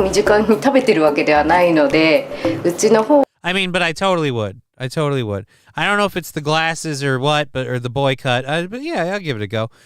So with this restaurant, we wanted to create a place where they could eat them freely and in a casual way. I know that I paused it there, but it looks like she's saying it like in a casual way, because we have to normalize society to eating bugs. Tofu is gross, says Toastmaster. Tofu is gross. Bug foo is even worse. I don't want bug foo. I don't want tofu. I don't want bug foo. I don't want no foo in my foo. You know, just leave my food alone. Keep the bugs out as much as possible. And, you know,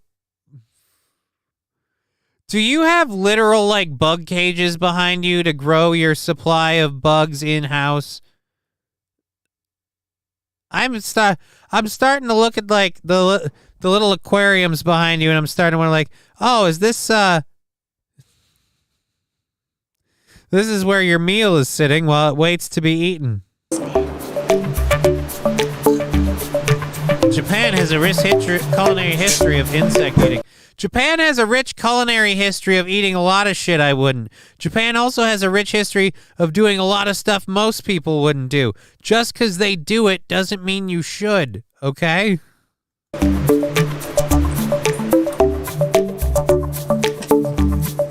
A study found that 55 types of insects were eaten during the Toshiro era between 1912 and 1926. Right. And that was considered a good time? That was what, a booming time? 55 types of insects were eaten. Great, they were eating bugs. I'm betting they thought things got better when they went. If it was so star-spangled awesome, why did they stop? The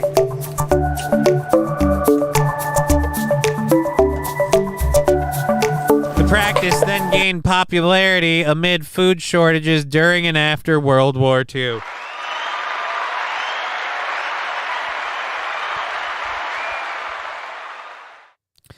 Fall in the Great saying, Johnny's working for the Chinese. It's all a psyop. No. You really... Yeah, really, you fool. Yeah, okay, trucker. That was better than eating dirt back then. Again, the whole, look, we had food shortages, so we resorted to bugs. That's not helping your argument, okay? Look, we want to tell you, start eating the crickets. You're going to love them. You're going to love them. The crickets are awesome. Believe it or not, we used to eat crickets all the time. Back when shit was really, really bad and we didn't have any food, we were eating the crickets. We're like, hey, sure beats dying. Am I right? Sure beats dying. Sure beats starving to death, these crickets. These are, you know what? Even if all the food in the world comes back, I bet we'll still be eating crickets. Fast forward 5 years with fucking farms. No one's eating crickets, all right? I'm sorry. No one's eating crickets. They're all out back working for the soundboard, all right? I might need to hold on to them. Apparently that's a food source. Someone call Japan, see if they order out. 日本だと昆虫食って結構イナゴとか何種類も結構伝統的な昆虫食があるんですけど、最近はコオロギだったりとかミルワームとか食用としての養殖が So now they've gone from eating the grasshoppers to now crickets and mealworms. So the possibility of using insects as ingredients are really growing. Yeah, and they're crawling, and I'm grossed out. が進んでいたりとかして、食材としての可能性が非常に広がってるのが。Yes, enjoy your last meal, beetle, because eventually that dung beetle will just be dung. 魅力で。Oh. Toastmaster, I'll starve before I eat that crap. You'll make that statement. And you might hold out for a while. But at a certain point, my arse is snapping at the grass. I'm so hungry. Oh. So yes, they offer silkworm sashimi and cricket curry, along with other amazing bug-infused dishes. So, cinch up your appetite for delicious. This one's crawling right in there.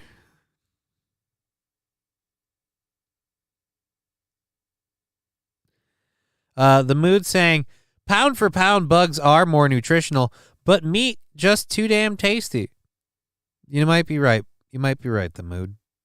Hero, chat, John. Yes, good to see you, Mood. Ah, yes, patience, young grasshopper. Soon you will be soup.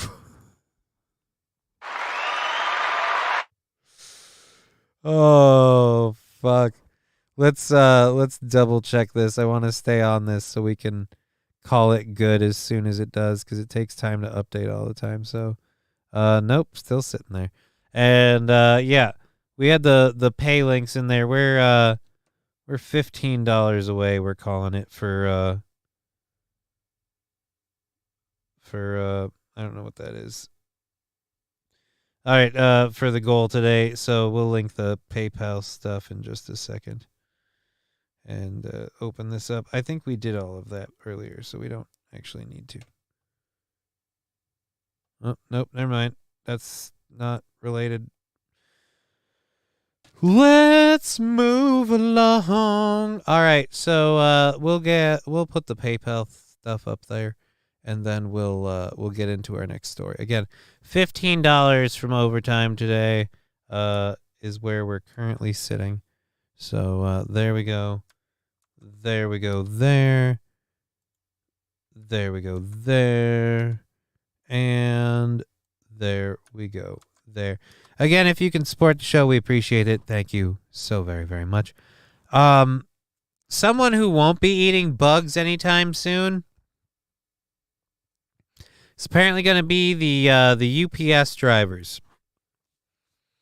After a intense battle with unions and stuff, UPS drivers will now average $170,000 a year between pay and benefits. And I'm not caring so much about the story as I am the internet's take on it. UPS driver, it's a shit ton of money.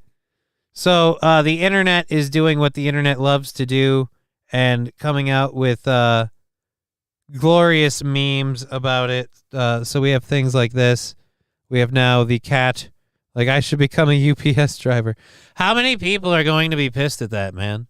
$170,000 a year. That sounds almost... I wish I could be a UPS driver. Aaron's going to quit to be a UPS driver. That's what it is. Oh, you know what it is? He'll make April go be a UPS driver. Keep her fit. Johnny, question. Would you say you're bananas or just nuts? I don't know. Maybe on Sunday. Trucker 18-wheeler saying I should work for them. Apparently a lot of us should work for them. They're going to have an influx of people wanting to work at UPS for this shit, man. Inflation? What inflation? UPS union's contract, full-time drivers will make around $170 annually in pay and benefits by the end of the 5-year contract. Happy they are getting those raises, but what does it mean overall?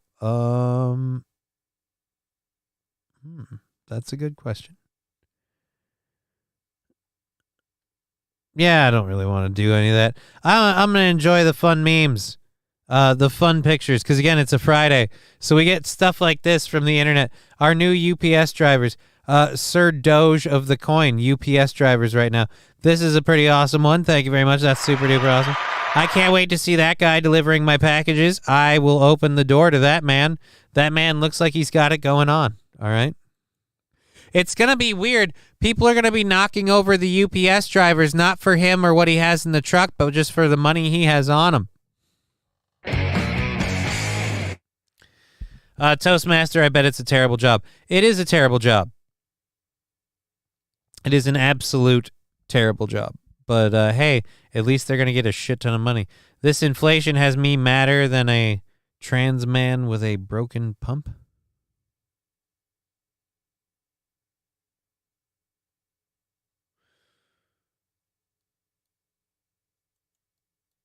I just assumed if you had it didn't work.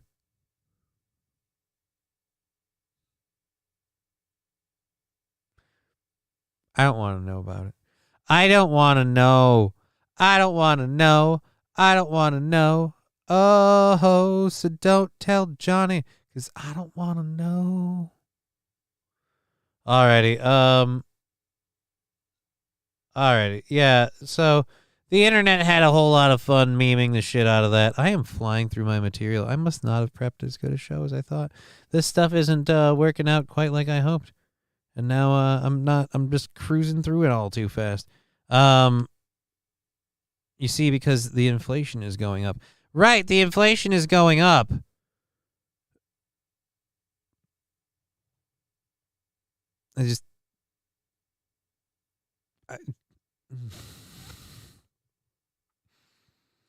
Another union trucking company went under, and that is Yellow, says Trucker 18-wheeler. Well, fortunately, I don't work for them either. I'm just a solo businessman going under. So that's all we are. We're doing a show for you again till 5:30, and the memes on this are kind of dried out, so that story's kind of done.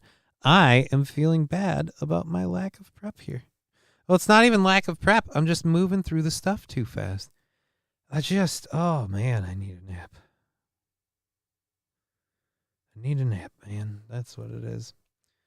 Let's check that out. Share to comedian post. We're not worrying about that. All right. So this next story that we'll get into here, we'll get through these two stories, and that'll finish up our second hour stuff. Then we'll talk about hemponics for a bit, and we'll get into our third hour stuff.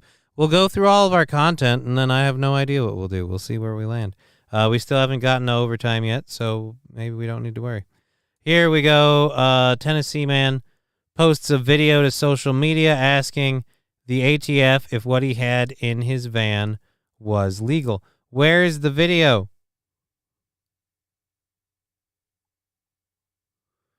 I want the video that he posted.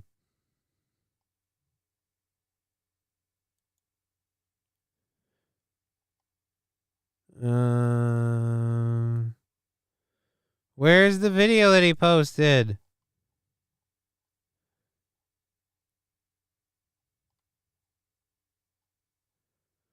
God damn you, you link me to a story, but not the video that he posted.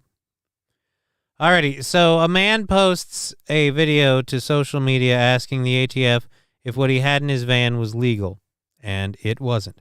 Hey, ATF, let me know if this is illegal. A pound of tannerite, a pipe bomb, and a wine bottle full of diesel. The ATF then went after this person rather aggressively. They found him with 3 pipe bombs, 2 Molotov cocktails, a handgun with a tampered serial number, approximately 160 rounds of ammunition, a flak jacket, and a shield. And I'm guessing that's in addition to the propane tank that he stopped to grab. But what's missing from this list is 1 pound of tannerite.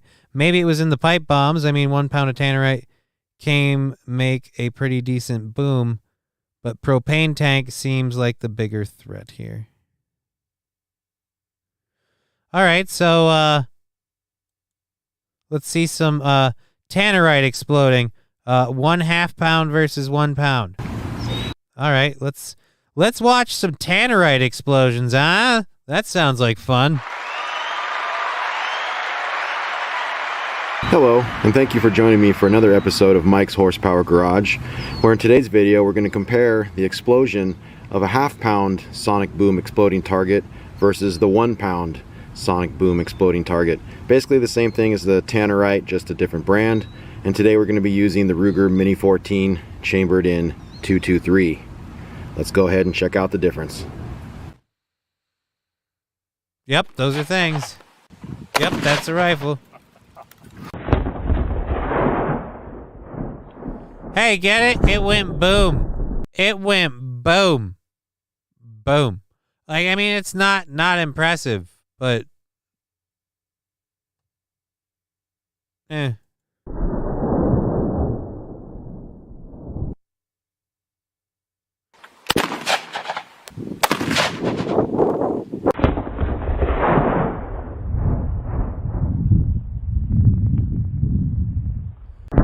I will say this seems like a very white rednecky thing to do. They're out in the country blowing up a crate of tan. Like, I don't see this being an inner city thing.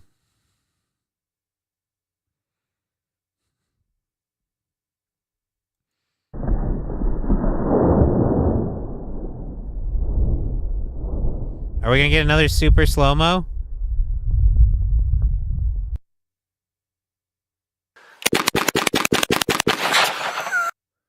Get it? Guns are fun.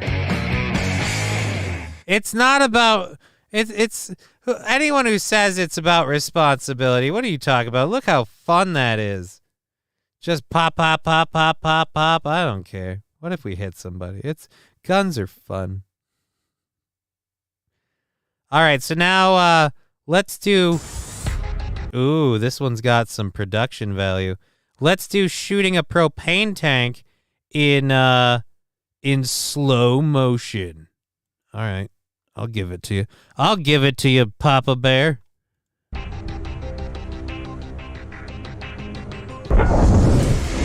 Oh, I've got bullets. And a propane tank. And an editing crew. Guns! Okay, so we have the propane container down there with some road flares and 6 different lines of 50-pound test fishing line tied off to the tank. Everyone's back and I'm ducking behind the table. We have it tied off because I don't want it spinning through the air, but I think it might still do it. We'll see. Oh, remember safety, because this is all about responsibility and safety. Fire in the hole.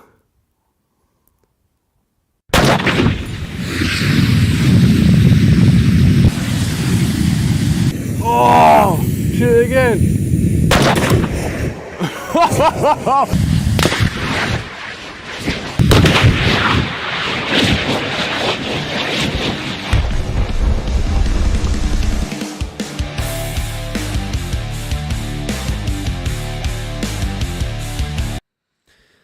My guess, he is not shooting down the street.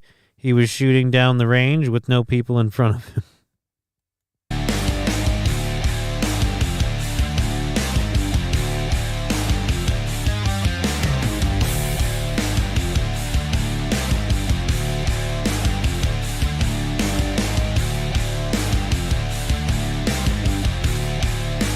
Ah!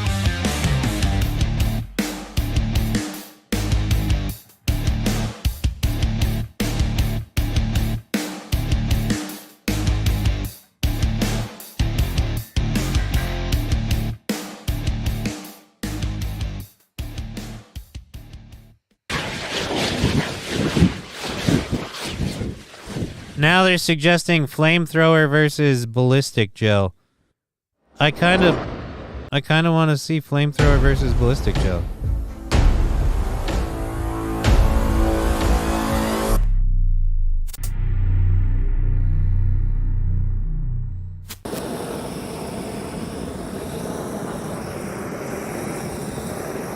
I'm sorry, this is a weird day. Off right now. Sandra with GY6 Vids. I've been getting tons of requests to figure out what happens when you shoot ballistics gel with a flamethrower. So here it is. Let's check it out. Good old Casualty Carl's my boy. He's been through a lot. This is one of my older dummies. He's been blown up, shot, stabbed. God, there's all sorts of stuff that happened to this poor guy. So we're gonna send him off the right way. My guess is it's gonna burn like napalm. Once this hits its flash point, we'll capture it in high speed, have some fun with it, making a nice short, sweet video. You guys requested it, especially over on Patreon. I can't say thank you so much for our patrons. Go check out patreon.com/GY6. Links in the description. This is the XM42 flamethrower by Ion Productions. All right, here we go. All right, if we're going to wear the tight pants and we're going to do the lo-fi light filter for dramatic effect, can we take the phone out of the pocket? I have a really huge problem with seeing the cock print that is your iPhone, okay?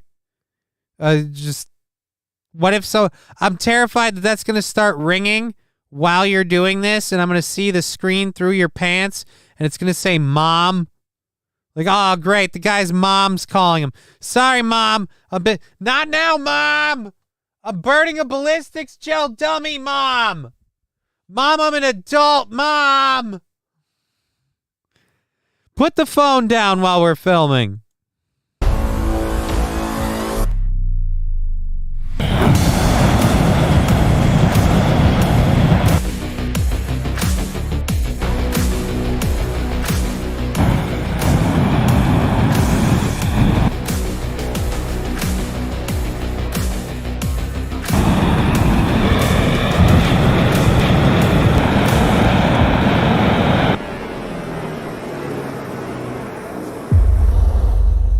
Writing's definitely on the wall. The gel is starting to melt out in a 360-degree area and kind of running into one spot. I was expecting it to go straight up, but now it's just massive amounts of black smoke. So, yay, pollution. Yay, pollution. Remember, We have to curb climate change. We have to take care of our environment. But at least hillbillies will do massive amounts of needless air pollution for the sake of likes on Patreon. Sorry, that was very anticlimactic. I don't know what I was expecting, but it just wasn't very awesome. Danger Bear Wolf Turtle, can you do a Christopher Walken impersonation, please? I am not good at that, but we'll try.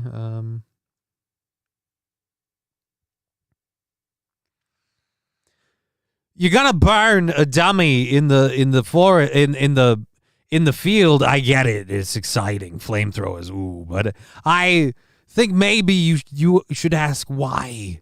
I don't know. I can't really just do a Christopher Walken impersonation. It's just rolling coal is badass, brother. Yeah, Rusty Grammar, fuck the environment. Rolling coal is badass. As long as you're sticking it to the libs and we're all dying, who gives a shit? It's not as amazing as I thought it'd be, but now you know. It just continues to burn like napalm. Thanks for watching, guys. Much more coming. This is basic, but you guys requested it, and that's what I want to do. I'll see you guys soon. Oh, that's hot. Woo! Alrighty. So there we go. There we go.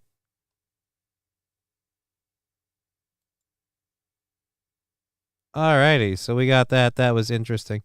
We've got another hour and 15 in the show for sure.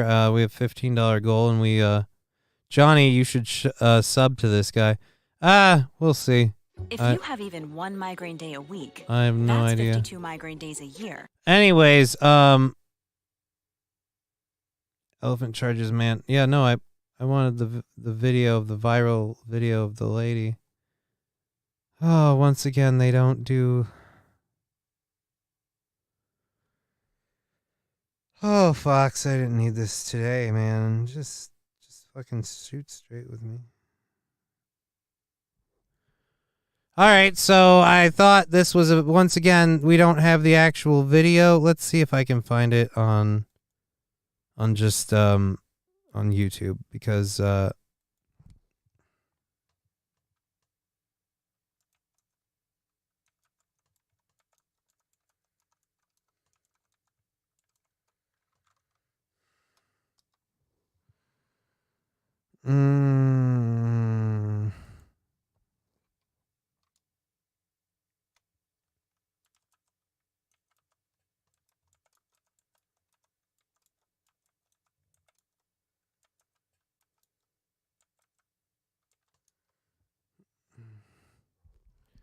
Nope.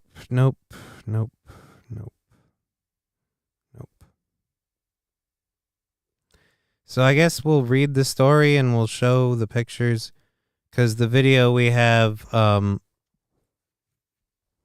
isn't related. Fox. Alrighty, so a woman goes viral after she's knocked to the ground while taking photos with elephants in Thailand. A 22-year-old was having photos taken with the elephants that threw her to the ground. A TikTok video of a woman trying to get a picture with elephants has gone viral after she was suddenly thrown to the ground.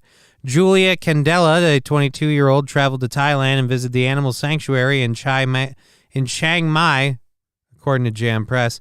While there, she visited the elephants and attempted a photo with two of the enormous animals. Alrighty, let's just zoom in.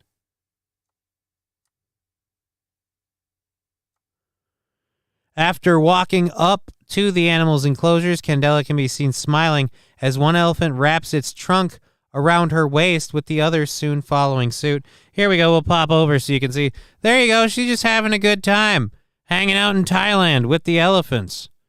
Apparently it's Spanish. Right after that, the elephants were seen moving and throwing Candela to the ground. She can be seen laughing in the stills from the video. She does not appear to have been injured by the incident. Oh, she's having fun from the stills from the video, because you couldn't put the video in here, you dicks. Oh. So there we go. I was gonna talk more about it, but I guess it doesn't. The medical student's TikTok video of her attempt at a photo with the elephants has received 11 million views and more than 1 million likes at the time of this report. Great. So she's got a lot of views and likes. Good for her. Good for her. I thought she was actually injured by the way you put the story up. She wrote of her video in caption in English, "I didn't want to upload it, but you have to laugh at yourself." I mean, I didn't want to upload it, but you have to laugh at yourself. I didn't want to upload it, but those elephants tried to argue, man. Those elephants got more than... They got trunky, dude. If you got penetrated by that thing, you're a different woman for the rest of your life. They will pink sock any orifice they get into. Man, that thing was easy. Are you going to deer stalks, says Rusty Grammar. I'll see if I can. I have to have the address, and I'll see if I can for the 20th time. If I have the address thing, I'll see if I can.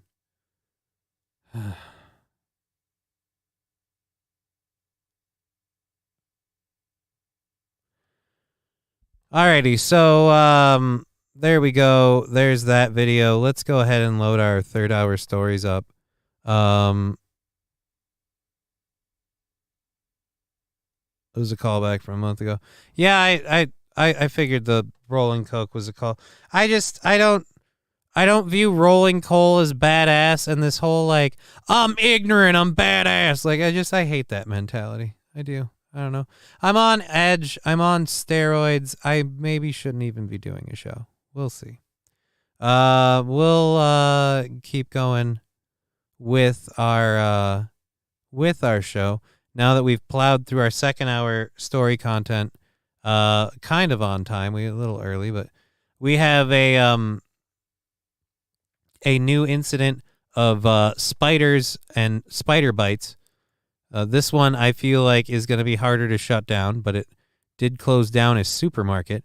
We've got a mountaineer who climbed to the top of K2, is denying that they did so over the body of a dying porter, and I don't know how I feel about it. Well, I don't know if I believe the lady or not.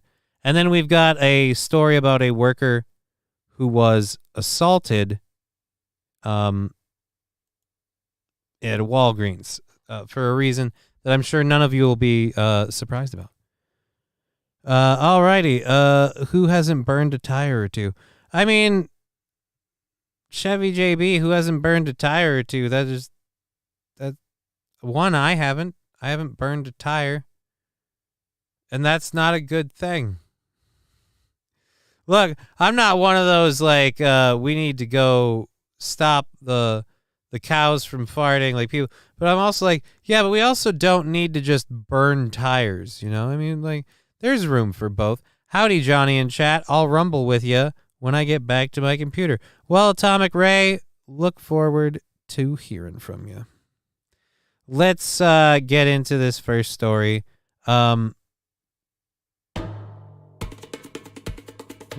This video isn't related to that either. Spider with a erection-inducing bite shuts down a supermarket, but owners insist that the store is safe to reopen. Researchers have used the spider's venom in studies to treat erectile dysfunction.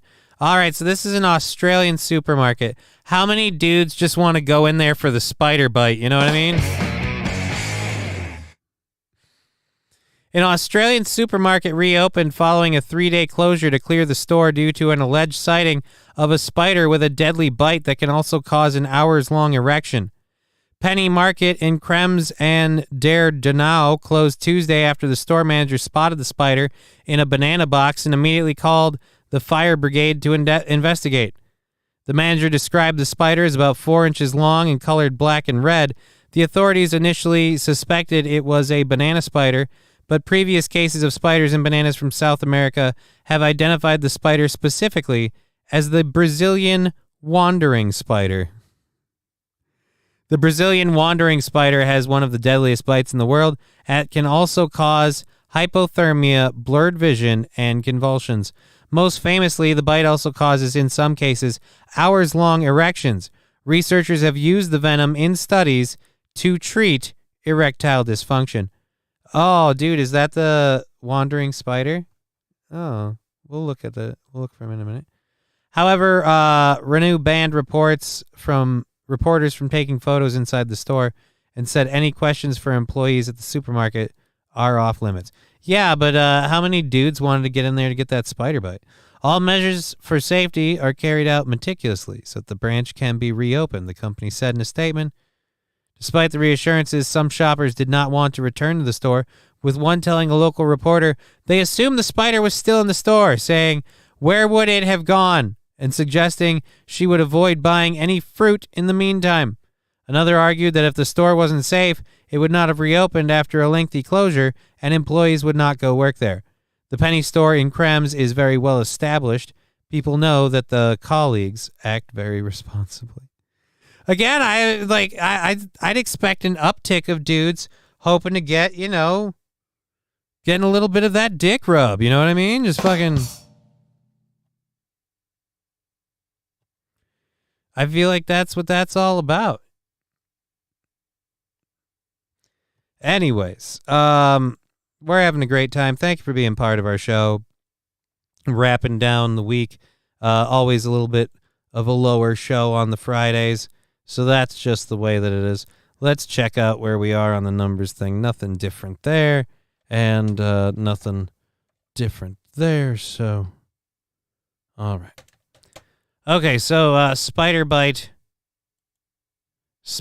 closing a store. I shouldn't have been surprised that it was in Australia. I was thinking, like, if it was in America, I guarantee you the place would be lined up around the block.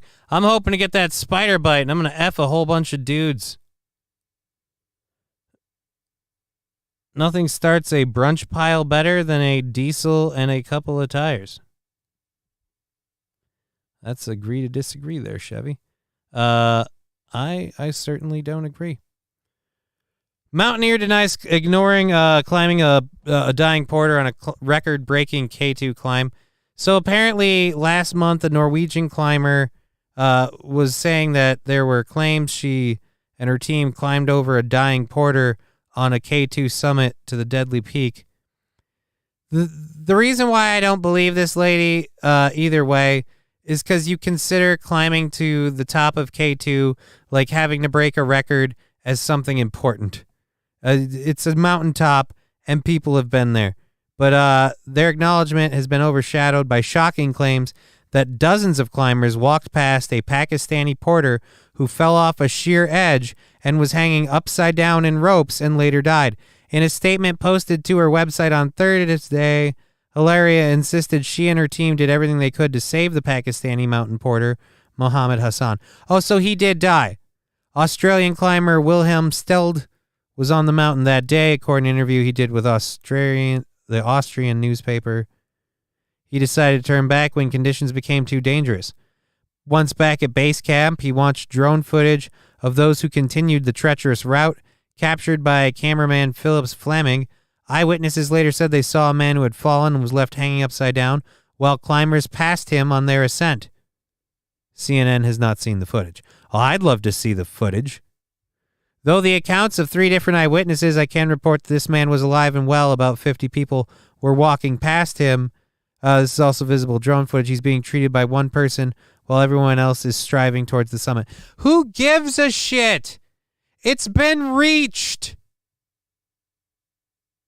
Who cares? You ignored a dying man to get to the top of a hill. Oof.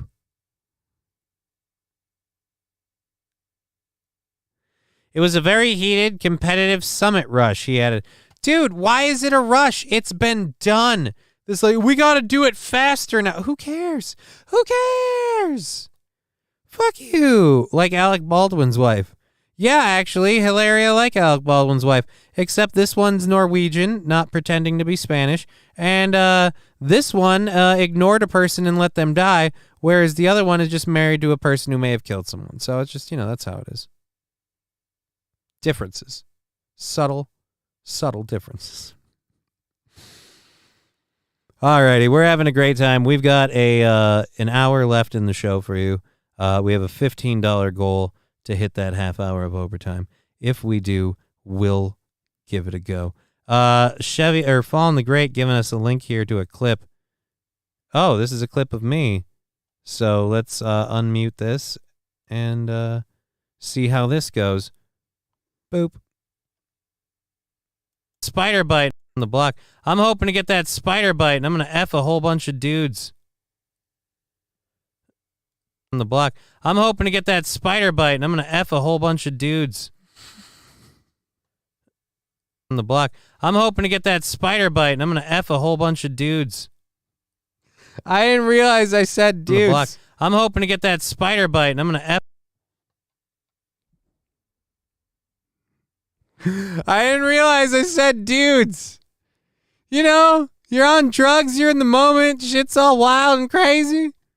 And just apparently, I don't know, some people call it a Freudian slip. I don't know what it is, but it doesn't sound good. I'm going to get that spider bite, and I'm going to F a whole bunch of dudes. I am so boned. Riding Dirty Llama, loving that one. Yes, thank you very much, Fallen. That's an amazing clip contribution to the show. You said you weren't gay. Well, I'm not, but it's hard to argue against the tape, I'll be honest. Alrighty.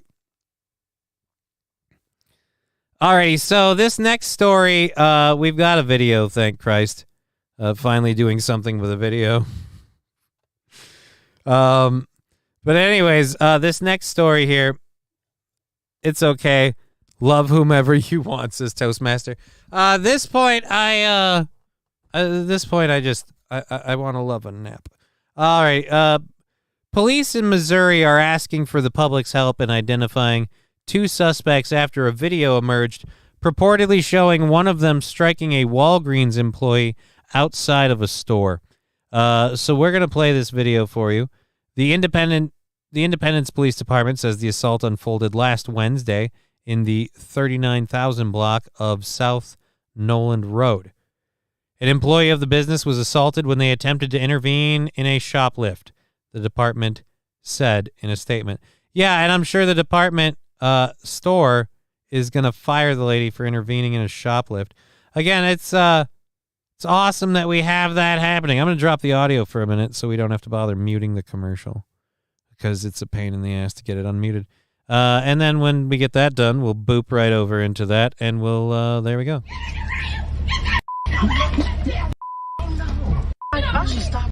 Why is nobody beating the shit out of that lady attacking the employee?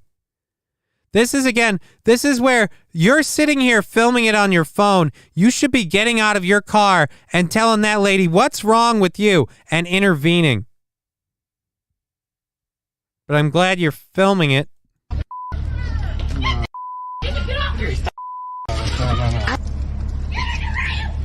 Oh, she said she was going to get out and stop it.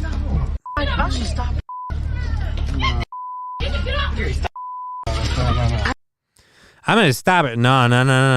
No, that's what you need to do. You need to start intervening in this shit. You need to start policing your society when people behave like this. They need to get the fucking piss beaten out of them and learn that it's not okay. And that chick was a teen, a teenage girl. That chick needs to get set straight. Holy Lord. Riding Dirty Llama, holy shitballs. Yeah, she was just hammer fisting that old lady, and it's over shoplifting. This is the problem. Young people especially, with the idea like, what, I could just take stuff, screw you. Like, no, we need to start really being like, that's not how adults behave. And just because your parents let you get away with everything, society won't. Like, I feel like one good Samaritan just fucking decking that chick would solve that problem. If she got one good hit to the face for someone being like, no, adults don't behave like that, I think we'd be good. I mean, I'm not saying I should advocate for that. Nobody should, but I'm just saying it would work. Oh. So we have several other stories to get into today. Best Buy is going to be getting, looks like they might be getting some backlash over a no whites allowed in management program policy. We have a face mask that has been regarded as the best ever seen, so we're going to check that out. And then we have a 4-foot lizard named Pork Chop, a story to catch up on that. We've kind of been flying through the stories. After that, we're through our third-hour stories. That's a lot. And then I have the overtime stuff. We'll dive into that, I guess, and we'll see how long we go. We'll just we'll do the thing. So yeah. Alrighty. Let's get first. Let's go. I don't have the actual short-term link because I have to grab that from a site. So we'll do the Hemponics thing. Meanwhile, beating the crap out of people, intervening.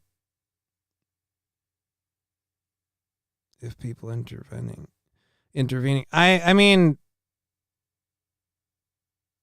throw the year insurance will cover the loss excuse. Yeah, but then the insurance stops insuring the company and the store because the store continually gets losses.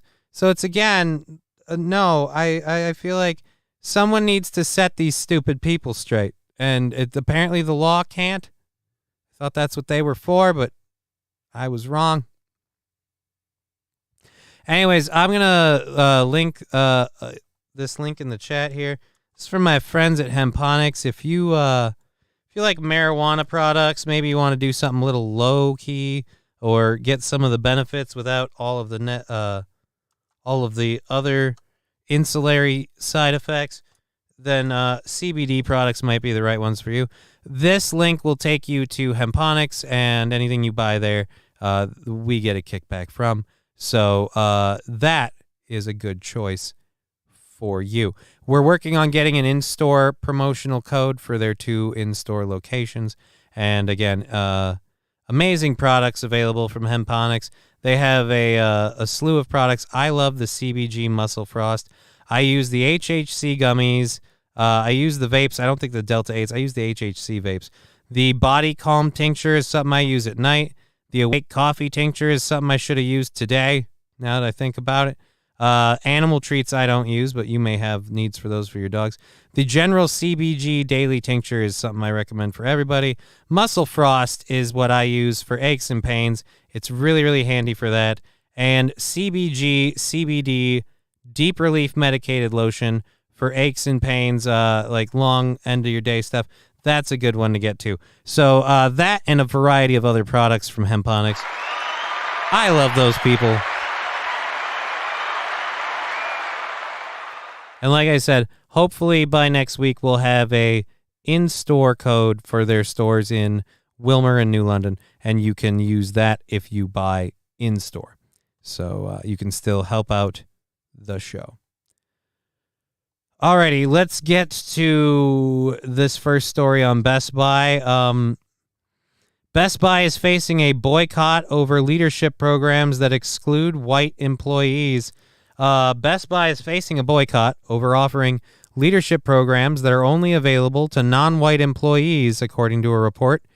A whistleblower shared screenshots of an alleged internal Best Buy company memo regarding Management Leadership Academy programs with the O'Keefe Media Group. One of the purported requirements to be considered for the leadership programs was that candidates must identify as Black, Latino, Hispanic, Asian, or Pacific Islander.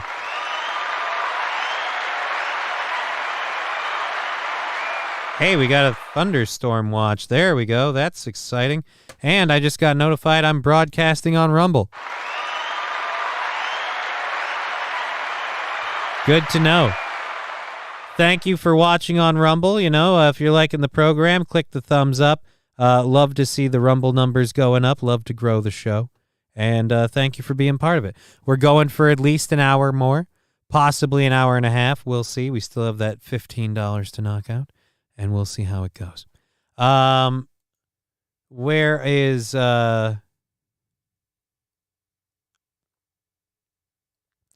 Alrighty, so... The O'Keefe Media Group discrimination, a citizen journalist has revealed Best Buy is parenting with McKinsey & Company on a management training program. The program is not open to white applicants. Candidates must meet the racial requirements below. But if you identify as one of those races, you qualify. So, I mean, you could just say you identify as black. There were calls to boycott Best Buy on social media. One Twitter user declared, "It's time to Bud Light Best Buy." Yeah, but we're going to use the Bud Light thing as this clarion call to attack wokeified businesses, and it's going to go the way of the, Let's Go Brandon and all that shit. It's just going to go meh. It's just going to go meh. I honestly, do I expect a lot of people? It's a little bit different with Best Buy because it's a management policy. It's not like it's a product. You're going to go in and buy your keyboard and you're just going to ignore the manager is now Jerome or whoever. Like you're just going to, you're still going to get your DVDs. Do people still buy DVDs? I think they still make them. Nothing really uses them though. It's weird. Alrighty, so yeah, I don't think that's gonna have quite the effect that everyone thinks. Oh, the Best Buy's gonna get the Bud Light treatment. I mean, really? Are they? Are they? Are you gonna go somewhere else for your phone accessories and shit? Maybe for a little bit, but I don't think it'll be quite the same. I use DVDs, says Riding Dirty Llama. I get it. It's the only way to watch Snuff anymore.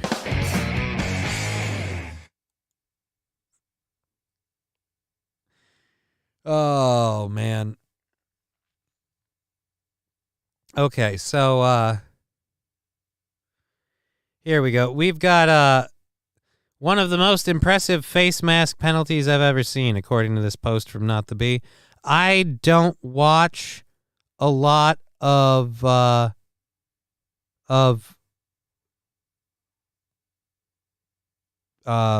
football. But apparently, this one was apparently pretty rough. So we're gonna go to there, and we're gonna go to here. Party. And we'll get those two looks at it. We'll go for the whole shot first on this one, and we'll get a couple looks at it. We'll see how it goes here. A face mask that just.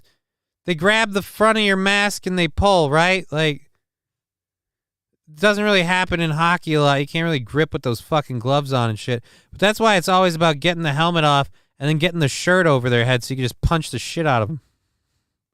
That's why I love hockey. Fucking, it's a good time. Stand as a quarterback where you want a guy to be. It comes to you. Oh man. Oh, wow. Holy Jesus.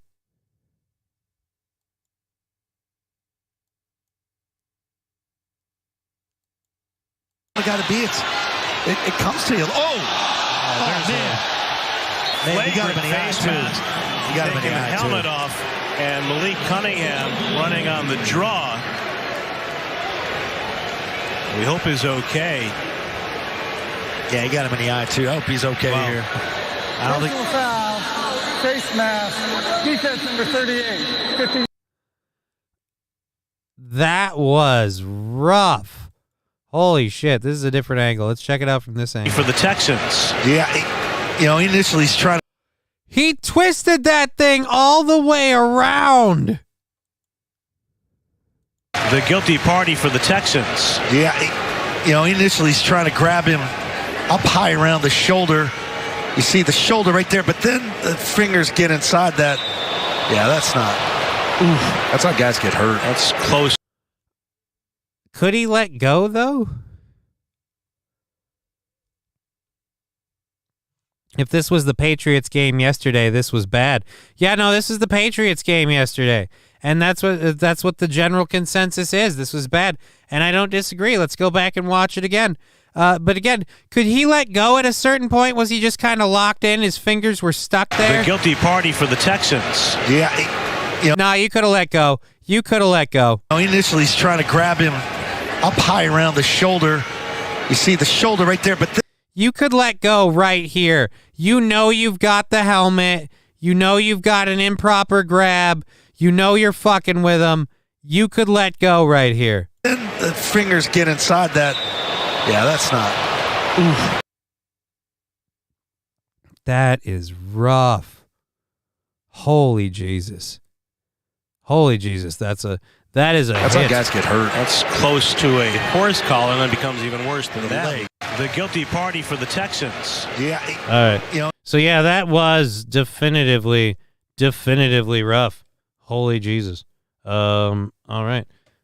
The weather looks great. I don't know why I have a national thunderstorm warning coming up on my phone. That alert is concerning. I'm still planning to go to the Deer Butch thing, so hopefully that's a thing. We're going to link our PayPal links and everything else one more time. $15 away from our goal. We'll check our Twitch and Rumble and Venmo stuff as we go along and see where we land. Damn it, tried to break his neck. I mean, he fucking damn near eye gouged the dude. Storms are popping up over randomly. Maybe they are. Maybe they are. Alrighty, so there is the goal links in the show if you can contribute to the show. Deer Butch weather is okay. Well, we'll try to make the show after here. It seems like we'll get done with this early, so I'll get to get myself cleaned up and head out sooner than later. Alrighty, so yeah, that dude, I hope that dude's okay. That looks rough, man. That is bad. I got no other info on it though. Just really fucking aggressive face tackle on there. Just crazy. Awesome. All right. Well, apparently someone had a 4-foot lizard named Pork Chop, and it's been on the loose for 4 days in Minnesota. Lizards in Minnesota don't make a whole lot of sense, so I thought this was a good one to look into. But why would you name a lizard Pork Chop? Why would you name a lizard Pork Chop? Do you think you're funny? It's a lizard. It's not a pork chop. That's a pig. Depending on the kind of lizard, this lizard could eat pigs. I don't know. It's a 4-foot lizard. 10 for 5 straight days, a pet lizard named Pork Chop was on the loose in Rochester after escaping its outdoor enclosure. Earlier today, that reptile returned home. KIMT News 3's Brandon Coate met with Pork Chop's owner about this unexpected rescue mission. Pork Chop, the reptile right here, went missing for 5 days. I was so excited that they put me on location to hold this lizard. Normally when I hold something this reminds me of days near Silver Lake Park, but luckily a good Samaritan came to the rescue. Once he determines he wants to go somewhere, it's very hard to talk him out of it. Cody Whitehead rescued Pork Chop, the Argentine black and white tegu lizard, years ago in California. He's so porky, so big, and so when we decided to name him, we're like, Pork Chop's a good name for him. Pork Chop's a good name for him. He's so porky, he's so big. He's a giant fucking lizard. You could have named him Godzilla. You could have named him anything. Pork Chop's a good name for him. You are so Midwestern, I hate you. 9 straight years, he's been caring for his pet until one morning Pork Chop didn't come out for breakfast. He comes out like twice a day, sits in the sun, and goes back into his little hut I built him, and like come back out. And I was like, I haven't seen him out yet. He searched his entire backyard for any clues. And maybe he dug deep, so I started like looking for any dig marks or any evidence of a kidnapping. I was worried if maybe someone came and opened the cage and took him. After no luck, he didn't give up hope and kept searching near Silver Lake Park. Every day I've been walking up and down twice a day, just trying to spot him because I thought that's closer to his natural habitat. No sign of Pork Chop came from his searches at the park, so he decided to ask for help on Facebook. I've been posting all over Facebook and all that, hoping someone would find him. And after missing for 5 days, someone found him. I got a call on Facebook. Someone was saying, hey, are you still missing a lizard? And I was like, yeah. I found your fucking Komodo dragon, dude. Thing tried to eat my goddamn dog.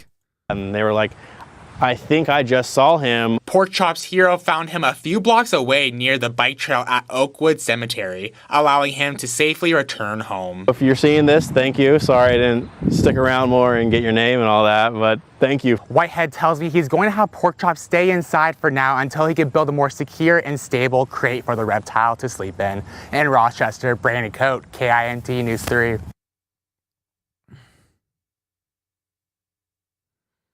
Rochester, not Rochester. Rochester. Looks like it might be great, but the bad storm headed towards St. Cloud.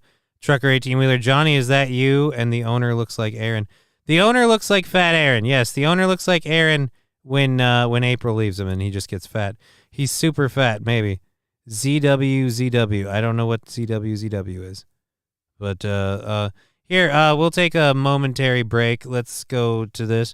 Let's pop up the Discord for a second and see if there's a message on Discord that I have about pending blocked. Do. I don't know. This is why, like, hey, I'll send you a message on Discord. Not really the best way to go, but all right. We'll see what we can do. Otherwise, I might not make Deer Butch's thing if I can't find a way out there. And no offense, that might be for the best if I don't, because sweet Jesus, I am fucking exhausted. Alrighty, so there's that. That's the lizard story. We got that done. That's our 3rd hour stories done, and we still, it's 420. It's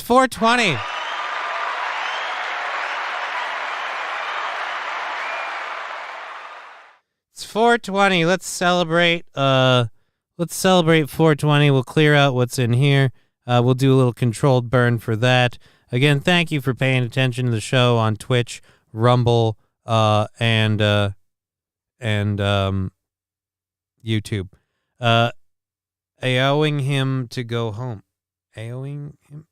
I don't know what we're talking about, Trucker.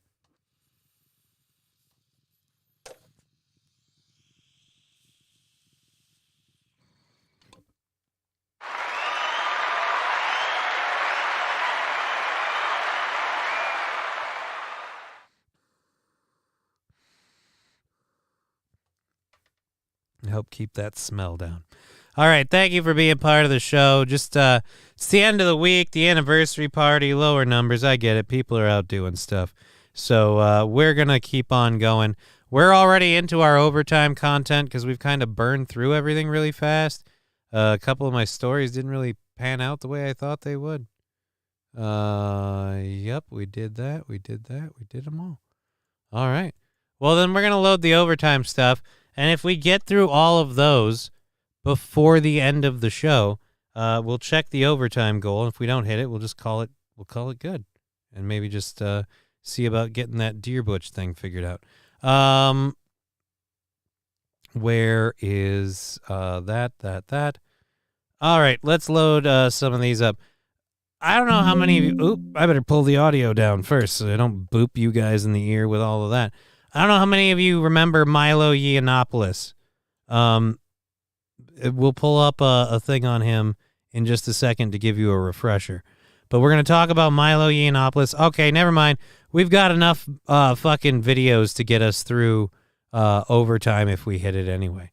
So we're going to start with a short one that's going to be fucking funny and hilarious, and then we'll get to Milo Yiannopoulos. And let's just type him up here. Milo. No, not that. Not in there. I want to use this search bar.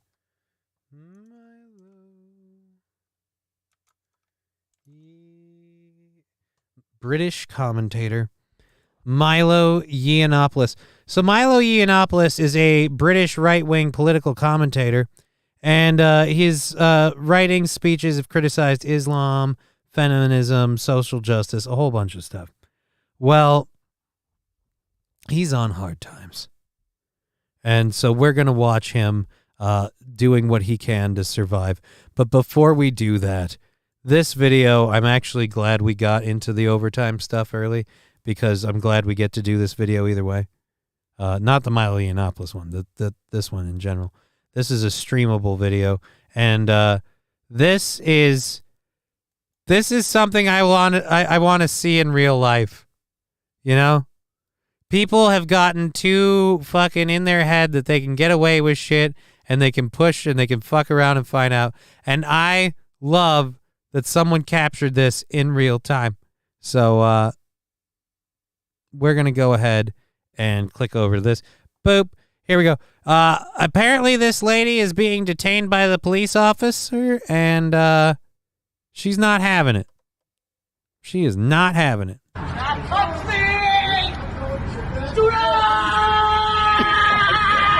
Gotta get this on video.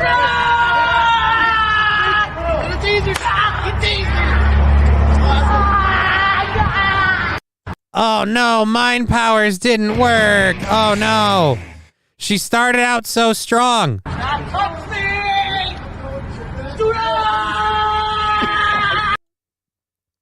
What is that accomplishing? Again, ma'am, do you think you're less of a threat when you do that? I bet, guys, would you? Gotta get this on video.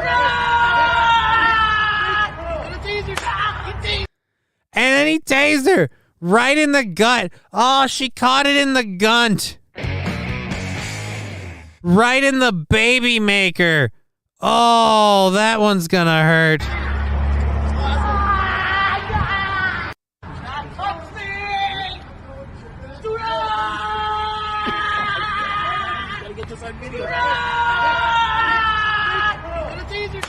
All right, our goal's down to $5. We got a $10 PayPal donation. I don't know if I'm supposed to read the name. Person's lurking. Thank you very much for that $10 donation.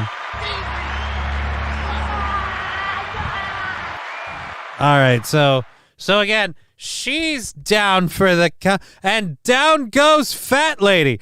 Down goes fat lady. Toastmaster, so annoying. No way. Like, I mean, I gotta be honest, when you're the cop, is that a good day? Is that a good day when you get to tase that lady? Do you like, hey man, it's Gozer, that Ghostbuster movie? Oh no. Gozer the Gozerian? Oh no, not Gozer the Gozerian. Not Gozer.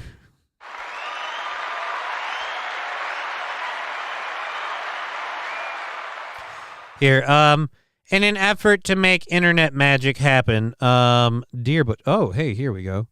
Here we go. Never mind. I've got the information from Deerbutch with an address and everything else.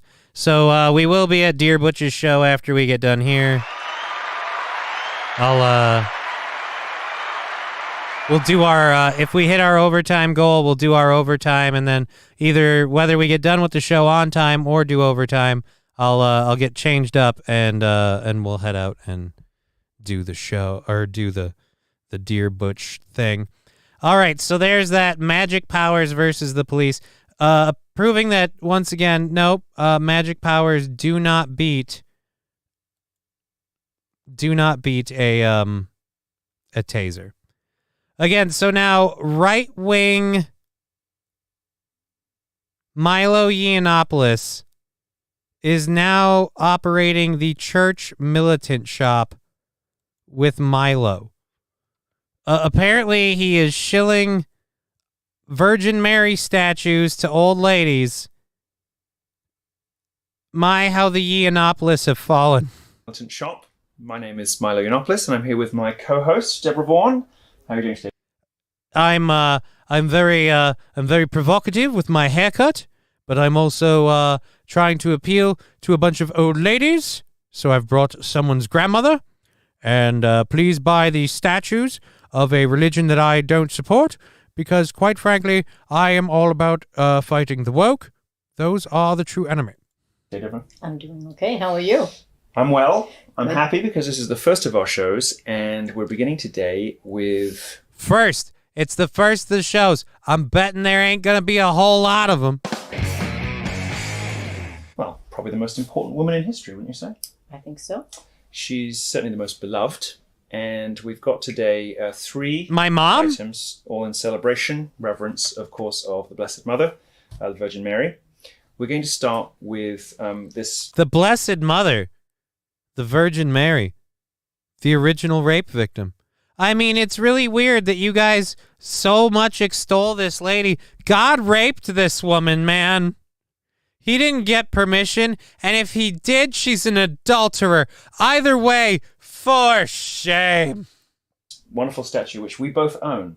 We do, but in different different colors. That's right. You've got the silver finish. Yes. And I've got this bronze finish. Tell us a little bit about the material this is made from, because it's a little bit special, isn't it? It looks like a... So wait a minute. You're asking people to spend $87.50 on a statue of the Virgin Mary. Why?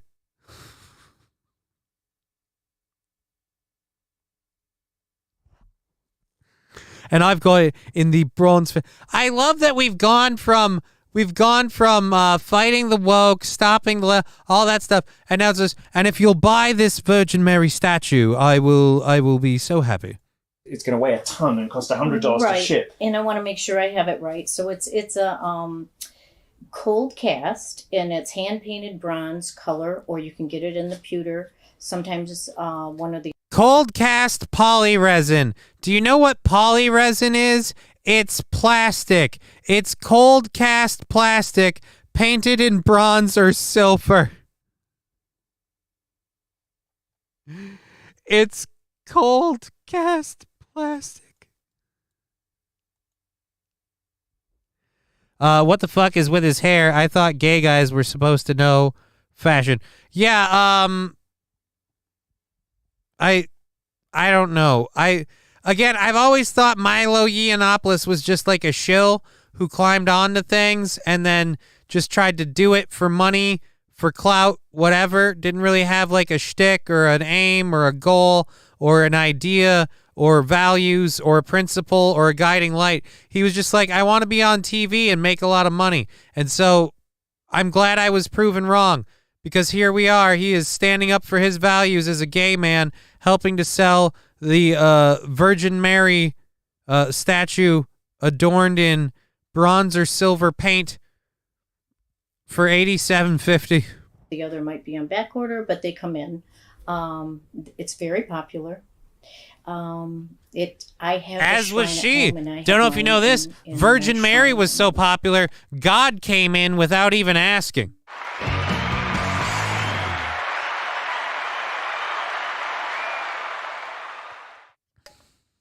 Sorry, I have nothing against religion and the Virgin Mary story in particular. I just like pointing out that technically it's rape. I just like pointing out technically it's rape. Looks very 3D printing that thing for $1. Yes, cold cast resin, cold cast poly resin is a fancy way of saying 3D printing. But I don't even think they're 3D printing it. I think they have a cast and they're just pouring a poly resin into it, and it just firms up, and then they're painting it. Again, it's a cheap piece of junk that they're selling for $87.50, and it's Milo Yiannopoulos. And I don't know what's better, the fact that she's explaining this, and it's a whole fucking pointless shtick. He looks like he's hate fucking her right now. Like, he is like, I am going to stare into you. I'm going to beam homosexuality into you. When we leave here today, you're going to find a lady to jam your clam. No other thought will take your mind. You want the Virgin Mary to de-virgin your Mary. Mary might love dick, as some have said. It has been claimed that, in fact, Mary loves dick. But tonight, you're going to get yourself a nice bowl of clam chowder. very nice. And it's called the Adoring Virgin, and I adore her. I actually have a rosary hanging from her. I do the same thing. Do you? I do the same thing. I hang the rosary from her, and then I place my anal beads right in front of her after I have pulled them out one after another lovingly, after my boyfriend has shoved them into my ass, because I enjoy my gay sex and my anal beads, things that were all very, very Christian, and that's why I love shilling these Virgin Mary statues as a gay man who is obviously well loved and respected in religion. I hang a rosary from mine as well. Sure you do. Sure you do. She also watches you, you know, take it in the pooper. So, I mean, maybe she needs the beads. About this particular statue is the shroud. Mm-hmm. And on your silver version, something shows up on the back a little bit more than on this one. This is more of a sort of like an aged metal finish. On the silver one, you get a little bit more of the detail popping out, I think. But I'm just going to turn because it's a contrast of color. Yeah. Right, I'm going to turn this around, and maybe you could explain to us a little bit about the shroud. So the shroud, it's got the stars on it, and it just... One for every state. Because it's God's country. Holy Jesus Christ. Holy God. Oh, man. Contrast in color. Look at the dude's flock of seagulls haircut. Yeah, you want a contrast in color. I don't know if you've noticed this, but there's an amazing light versus dark happening with his head. I don't know if we want to be talking about the Virgin Mary, the clearly not virgin face of Mr. Yiannopoulos has a lot more contrast. reflects what this is all about. And it also has so much depth to it, and any kind of lighting that goes around it, especially candles, just bring the depth of this statue out, and it like comes alive. It comes alive. It comes alive, and it judges you for all of your sins. You know, it comes alive, and it goes, really? You're gonna eat that entire box of bonbons? You're really gonna do that? You're gonna grind up that weed, Johnny? Yeah, you're gonna grind up that weed right now and smoke another bowl. Yeah, I'm gonna do that. You know, you're going out later to Deer Butch's thing. You're gonna do that. Yeah, I'm doing it. I'm doing it, Virgin Mary. I'm doing it. You're gonna jerk off to that ghetto gag report. Oh fuck yeah, I am. I'm gonna do that, and then I'm gonna nut to 2 Girls 1 Cup, and you're gonna watch me do it all, Virgin Mary, because you're a statue of. Again, who is buying the Virgin Mary statue? Is this how we save society, Milo? Is this how we stop the crazy liberals and all the damage they do with the They won't say plastic. Cold cast poly resin. They didn't even say poly resin. They just said cold cast. They're just glossing over the fact that they are selling you a fucking epoxy resin statue that they painted in bronze or silver. Good God. I think magnificent the way it's done. The folds, just the creases and... Luke Duke, just don't feed it or get it wet after midnight.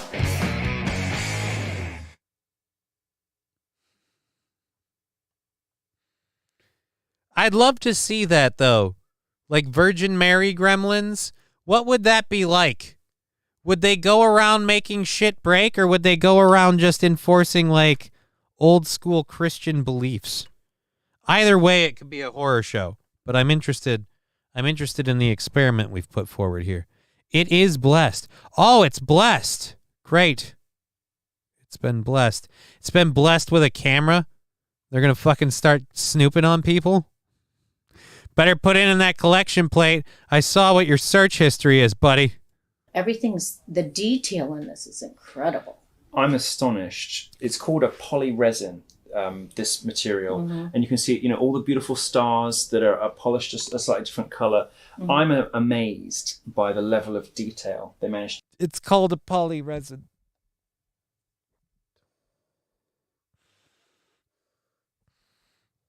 Yeah, it's called a poly resin because if they called it plastic, which it is, that would sound bad. Poly resin sounds better. To get like it was a bronze, like it was made of metal. It would cost $100 to ship it to you if it was bronze. Right. There's so much beautiful detail in this, not just from this lovely feeling of beatitude in her face, but also a hallmark. You're really shitty at this. You haven't really touched with the audience at all. You're focusing on the camera in this, and you're talking. I'm getting bored of you. Oh, the shroud, the statue, the necklace. What, the necklace? So we have more than just the statue. Now we have the necklace. Metal. It's called Art Deco for the style. It's quite beautiful. It's got. So you're selling. All right, we got a necklace. What else are we selling? Silver. All right, so we're talking about how the necklace is made out of silver. Okay. Production team. A year with Mary. Oh wait, we get a year with Mary. What's a year with Mary? Give the viewers an idea of what it is. It's called A Year with Mary, but what does that mean? What do you get from the book? This is the deep dive, okay? This is when you want to get serious about your devotion. And look, guys, I don't want to do the fucking run-of-the-mill. Look, I'm here to get serious about the Virgin Mary. I don't want the tourist shit, okay? No. I want the pure, I want the mainline stuff. I want to know, what did Mary wipe with? All right? How did she poop? Was she regular? Was Mary, you call a side saddle gal? Or did she like being on the bottom? You know what I mean? Did she want to be bent over and treated like one of the farm animals? Or did she want, wine and dine? I want to know, what's it like a year with Mary? How often does she menstruate? Does she fart when she menstruates? Do her menstruation farts smell like other women's menstruation farts, i.e. horrible? I've done some consecrations, but this is spending a whole year with Mary. So each and every day you can look up a passage and go through your day. Like, this would be excellent for you, Milo. If you have... It would lead you to stop sucking dick, Milo. Spending a day with Mary every day could lead you to realize that perhaps you should stick to vagina. I really like the idea that she's trying to turn him. I'm sorry, I gotta turn on the fan. I hope it's not a noise that's a problem for people. But I am getting sweaty in this egg chair, and we have 20 minutes left in the show. And if we get overtime, I have 50 minutes left in the show. And right now, overtime, because we had the $10 donation in there earlier, the overtime goal is down to $5, which makes that very doable. So I need to have a little bit of air circulation. I apologize. All right. So he's going to spend a day with Mary every day. I don't know if you know this, but he'd probably rather spend a day with Jesus or Mark or Joseph, especially if Joseph is one of them big hard work. I don't know what he's into, but maybe.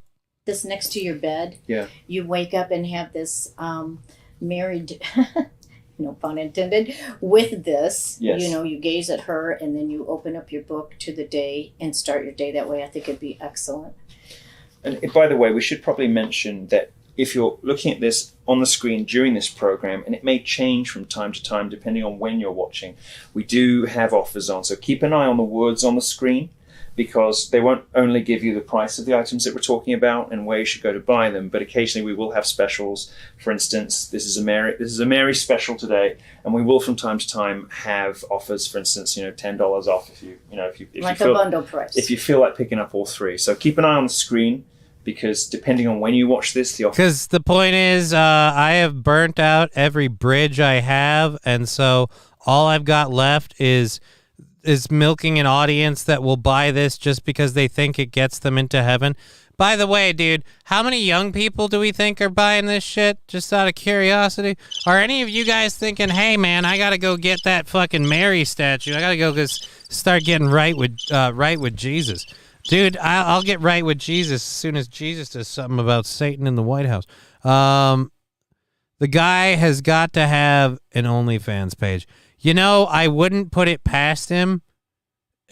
I'm not saying he's there yet, but I wouldn't, because again, he's shilling this shit for. I can't believe if you are really a homosexual that you are a hardcore Christian, or Catholic in that case, because this is Catholic. This is the church militant serving Catholicism. So the church militant shop with Milo. He's launching a religious.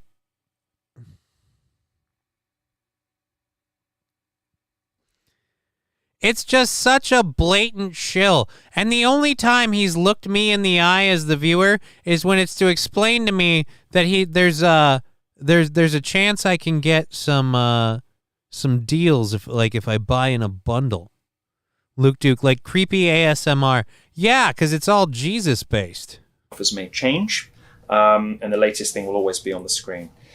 I thought I'd read just one of these. And let's tell the author's name. Yes, his name is Paul Thigpen. Right. The book for daily meditations on the Mother of God. The book about the Virgin Mary to help you connect with the Virgin Mary was written by a man.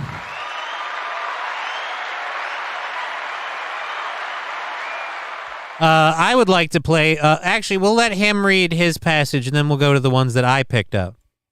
And he's responsible, isn't he, for those spiritual warfare manuals? Yes. At least one of them. He and is. possibly all Absolutely. of them. And I've got the manual for spiritual warfare. Right. I've got the manual for Eucharistic adoration. I think it's called. The title is. And there's a Marian one too. Although what we've chosen today. Although you're gay, so why would you worry about the marrying one? Is a larger book with more in it. And one more thing about this book, A Year with Mary, is we have a year with the fathers, a year with the church, a year with the Bible. So, and they're all written by men. This is not the only one that we have devotion for a year to something in the Catholic Church. And the subtitle is Daily Meditations on the Mother of God. And what that means is it's not just scripture, but it's also prayers and writings, poems, all kinds of never mind. Fuck it. I don't give a shit about this now. I'm going to just play the Mary clips that I picked out. You're taking too long to get to it. Here's one of my favorite Daily Mary clips. Mary Lipstick.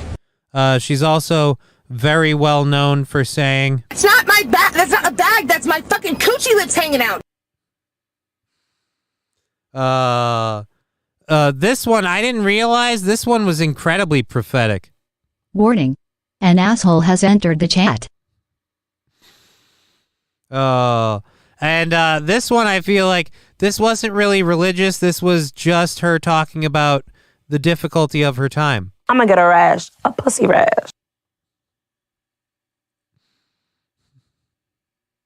And of course, the book ends with a real closer.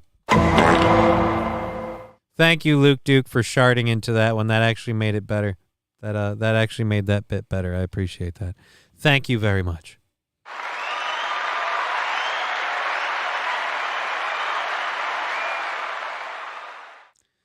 Alrighty, there we are there. I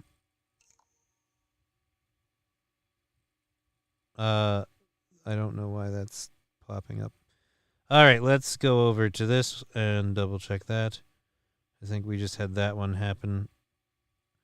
Alrighty, so we're doing good. We're having a great day, and we are $5 away from hitting our overtime goal.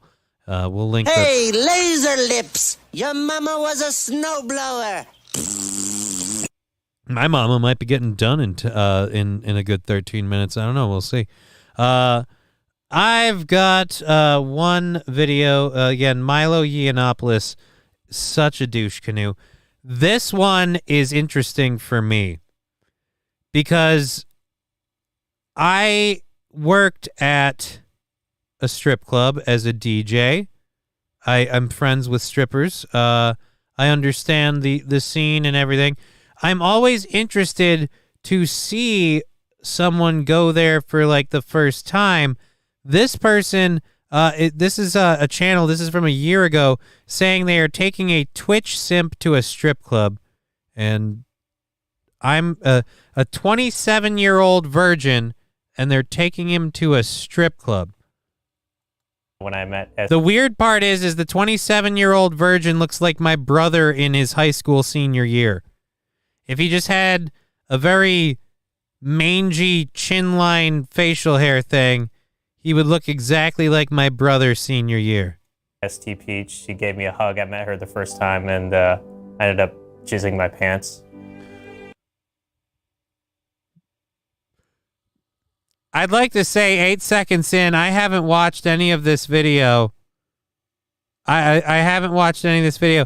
8 seconds in, I'm confident I'm ruling on it. We got one! Well, there was one time when I met ST Peach. She gave me a hug. I met her the first time, and I ended up jizzing my pants. I ended up leaving the convention, going back to my hotel room, changing my underwear and my pants, and then going back to the convention. I think one other time, this was like the third TwitchCon, but this was like at a party when I was drunk. I like how this guy's sitting here going, yeah, that makes sense. You met a pretty girl in real life and you came. Lab Glass, I dropped a Venmo, but I'm going back to Corey's stream. Thank you very much, Lab Glass. Hope you're having a good time. We'll call the goal met for today, so we're definitely doing overtime. I feel like this video is going to cover a lot of that. Enjoy Corey's stream.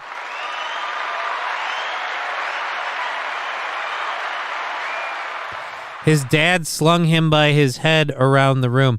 I mean, I have no idea what, wish I only needed a hug, says Ignis. Yeah, I love the look on the guy's face that he's telling this story to.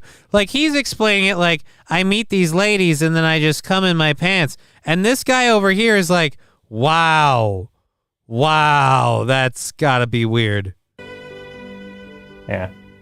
There was a bunch of girls dancing up on me, and then I just like, yeah. That's badass. Dallas Galley. Why is Dallas banned? You're in love with me? Where's $200? First time with her. You're in love with me? Where's $200? If I'm giving you $200 because I'm in love with you, there's definitely intercourse happening. I'm sorry. That's just the thing of it. She's gonna enjoy it so much that... And Dallas, why did you type this in my chat, dude? Like, what does Dallas's O face look like? That's what I wonder. It's probably like...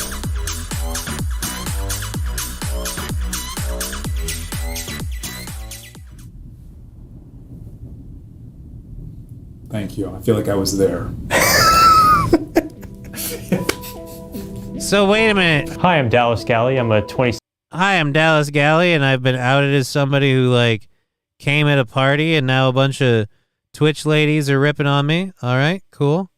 Dallas, I gotta know this for my own personal well-being. Dude, Dallas.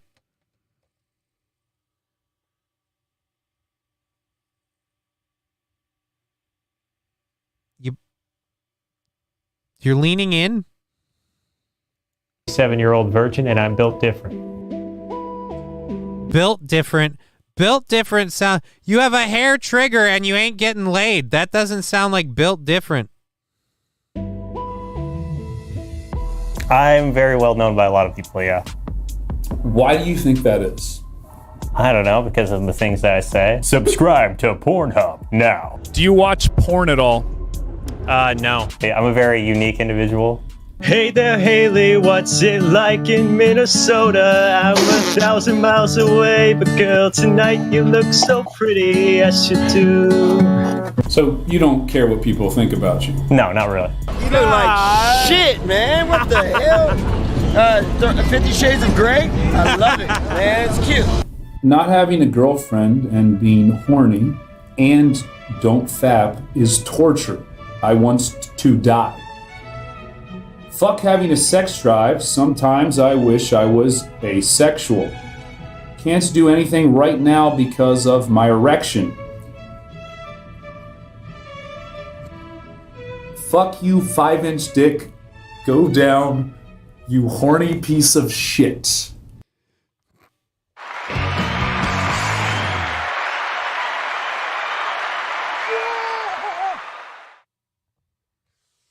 All right, I'm sorry. That's just fucking funny. This guy should have. He has his own show. He has his own show. Good for him. Good for. I like this dude. I like this, dude.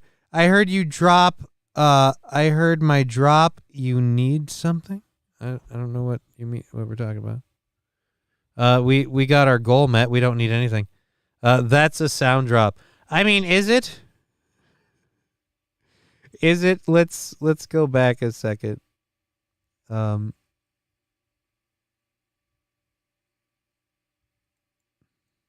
Don't fap is torture. I want to die. Fuck having a sex drive. Sometimes I wish I was asexual. Can't do anything right now because of my erection. Fuck you, 5-inch dick. Go down, you horny piece of shit. What was going through your mind when you sent that? I think that he wanted to do something productive and his dick was in the way. Oh, man. Luke Duke, you are hilarious. I mean, that's Luke Duke doing this? I can't stop looking at the length of that guy's neck. Yeah, he does have a long neck. Like I say, reminds me of my brother, part Brontosaurus. Well. Do you sub to any OnlyFans at all? No. So why are you so horny then? To be honest, I haven't been in a relationship in like 10 years. Haven't really done anything with a girl in like that long, so that's probably why. When was the last time you masturbated? When I was 17. How old are you now? I'm turning 28 in January. 11 years? Yeah, getting there. Wait, yeah. why? You haven't jerked off in 11 years? All right, I get it. You don't have a relationship or whatever. You haven't beaten up the Cheer bishop? 100, I'm back and I'm ready to receive. Thank you, Lab Glass. Corey's show ended, I take it? I take it Corey's show ended? Thank you very much. Thank you for knocking out that goal. We have a 35 minutes left in the show. We're going to be going over this virgin at a strip club. This dude is fucking weird. I'm glad we have the overtime. We can deep dive this. So you haven't jerked off in 11 years. All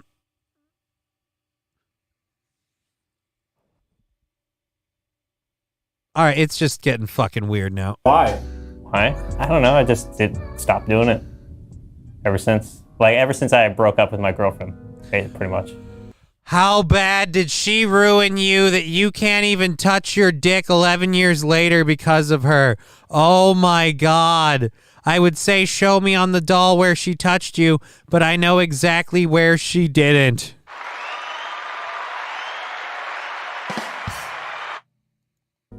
So that really hurt you? Yeah, a little bit. What was she like? Sorry, you don't have to answer that. What was she like? She was very aggressive. Really? Yeah. She's trying to rip my dick off? Okay, when I first dated her, we went out, we did a bunch of things all the time. And then, last 3 months, I was with her for almost 2 years, a little over 2 years. And last 3 months of our relationship, all she ever did was come over and she just wanted to make out. And then it led to a point where she wanted me to have sex with her. Then I was going to, but then she didn't want me to use a condom.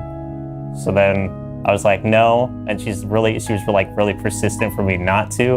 And I was like, no, you know what? Let's hold off on this. And then the next day she dumped me.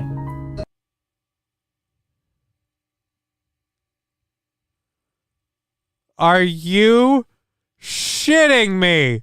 Has there been anybody in the world that has cock-blocked themselves harder than you? So she got insistent that you raw dog her and you wouldn't give it up? You ended your 2-year relationship because she wanted you to do it without the bag? I mean, come on. The morning after pill is a thing, and even if it wasn't, we still have stairs. Don't act like you didn't have options. Do you know how many dudes would try and convince the chick that the condom's just going to ruin it anyway? She was cutting out so much work for you. All you had to do was fuck her. I mean, Jesus, man. She had a blue pussy. Not for long. I'm sure she found someone to fill it. Like Wags with that channel point fart. Thank you very much. I don't believe him, says Mr. Q. I don't know if I believe him either. The smug face, the weird nose. I don't think anyone wants to F you, but I severely doubt that you held off because she wouldn't let you wear a condom. And it led to a point where she wanted me to have sex with her. I got a fever. And the only prescription is more cowbell. All right, we got Lab Glass gifting 2 subs. Thank you so much for gifting those subscriptions to the channel. Really appreciate that help and that support. That goes a long way. Thank you so much, Lab Glass. Cowbell for Lab Glass coming in hot. Hey-oh. All righty. Thank you very much, Lab Glass. All right, let's keep going with this. Dude, yeah, like everybody else that said it, and I agree, I don't believe you. I don't believe your, she wanted me to raw dog her, and I wouldn't do it. Then I was going to, but then she didn't want me to use a condom. So then I was like, no. And she was really persistent for me not to. And I was like, no, you know what? Let's hold off on this. And then the next day she dumped me. What a bitch. Yeah. I got invited over to a slumber party with a bunch of my female friends that I had in high school, and I thought it was a party, and I thought other guys were going to be there, and I was the only guy there. And then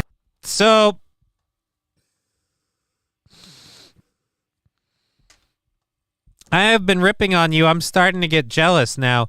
So now what? Bitches are just hanging around you trying to get you to pop off? He might have the right idea. Maybe I need to start telling people that the past, 3.5 years were entirely voluntary. And that, too many ladies want to fuck me and I don't want to do it. So they thought you were gay and one of the girls. I'm betting that's what it is, but we'll find out. Or again, if he's going to sell a story that he's in some sort of weird, horny girls throwing him at him sex haven thing, I'm going to call bullshit. I asked him, well, why was I the only guy there? He's like, oh, aren't you gay? And I'm like, no. All right, nope. We got the gay thing.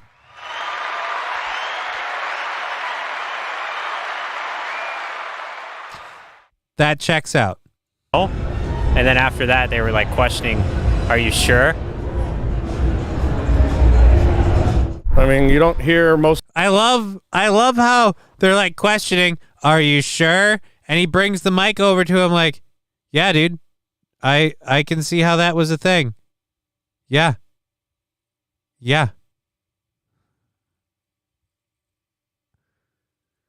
She was trying to get his wonderful genetics. I don't think she was. Luke Duke saying thank you. Lenny 1058 got a sub, and so did Darius McCorb. So I don't know.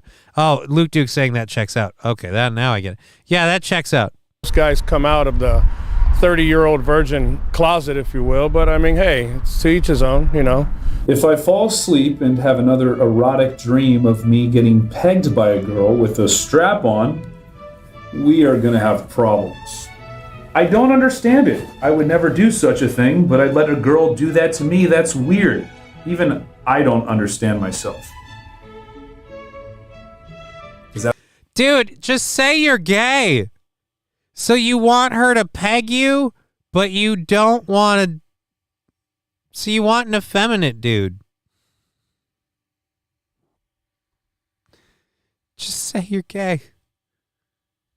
Just say you're gay, sir. Is that a common occurrence for you? Yeah. I don't know why I have like some fixation on that, even though I've never really experienced it or seen it. Oh, no, I mean, really? You've never seen it? I'm not buying this you don't watch porn thing. You don't come up with a girl pegging you out of nowhere. That doesn't just happen. The wet dreams, but the pegging too? Yeah, that too, yeah. Both. Yeah. I don't know why I have this fixation of like pegging for some reason, but that's like a thing. I don't know why. I don't know why. I know what it is, and I know I'm obsessed with it, but I don't know why. But I don't watch porn and peg. Right. what I like crave, I guess. I don't know. That's weird to me. When I'm awake, I don't really think about like sexual shit. But then when I go to sleep, it's just like, it's almost like It's almost like your body is trying to tell you there's things you're supposed to be doing and you're not. Look, I get it. I go through the same thing too. It's torture. It is. But unlike you, I would be willing to do things in my daily life to end that psychological misery. You, sir, are not. And I'm someone who prides himself on values. And here I am saying, dude, just say you're gay. Just fucking go find a guy and let it go. Let it happen. it's almost like everything that I hold in tries to come out. You know what I mean? The creepy, pervy smile during the entendres. It's like everything I try to hold in tries to come out. Yeah, it means your fucking sheets are starched to the fucking bells, man. Jesus Christ. Is that paper mache? No, that's my bed sheets. Who made the piñata? Oh, Greg did. Good God, no. He used real glue, right? Like, he didn't do it by hand, right? Like 3 times out of the week, I usually wake up and it's like a puddle. He is breaking this man psychologically right now. That facial expression. I went 3 times a week. I wake up and it's like a puddle. And he's, oh.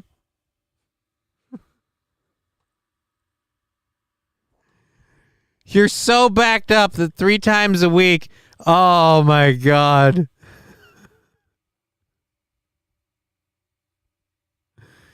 Mr. Q, gay, lies, he just can't tell the truth, he needs a chick with a dick. I would agree to all of that, but right now I am loving the pause screen I have at just, this man has lost sleep over this interview. And this interview's from like a year ago. So this man lost sleep over the fact that the man sitting next to him routinely ejaculates in his sleep to the point where there's just a puddle. He is a puddle right now of emotions and confusion. If I did, I would feel out of place. You know what I mean? It's not Thank you, Luke Duke, for jumping in there. All right, so now are we getting to the strip club part? Why do we? Oh, this is the Twitch thing here. You got a picture of one of your hot ladies. Hand soap. That's not misleading at all. Dude, I just forgot that you come on this bed. I'm sorry, I shouldn't be sitting on it. All right, yeah, just forgot that you come on this bed. All right, hold on. Let's not act like coming on the bed is something that this guy only does, okay? He comes everywhere. On the bed, in his pants, probably while he's sitting next to you. This man exudes semen from his pores, but do not act like the bed was some sort of bastion of safety if it was any other man's bed. I call bullshit. I think he's sleepwanking.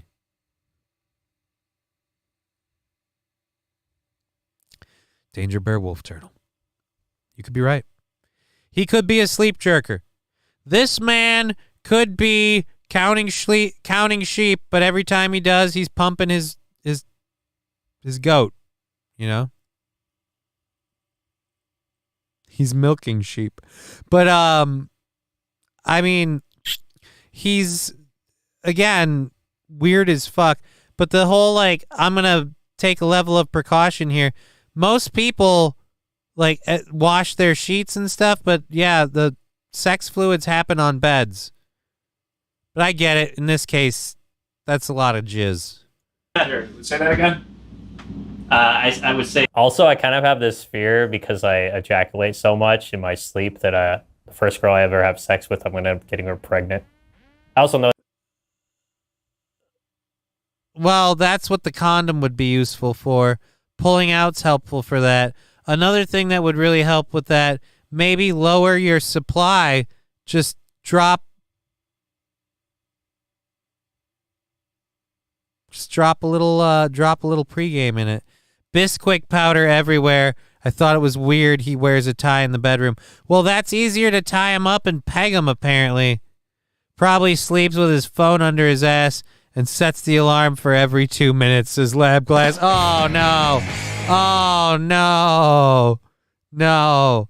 All right, thank you for watching on Twitch, Rumble, and YouTube. We are in the overtime portion. We're going till 5:30, and then I have to get ready and go out to deer stock.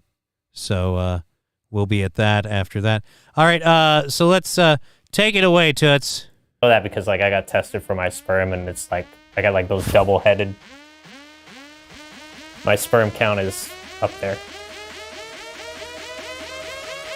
How hard do you come? Like a fire hose.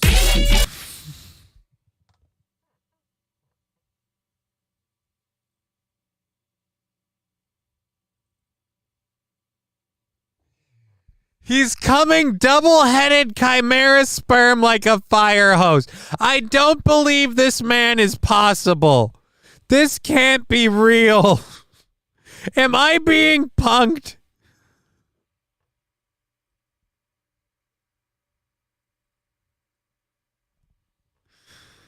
Oh my God. I gotta go back to that one again. A puddle.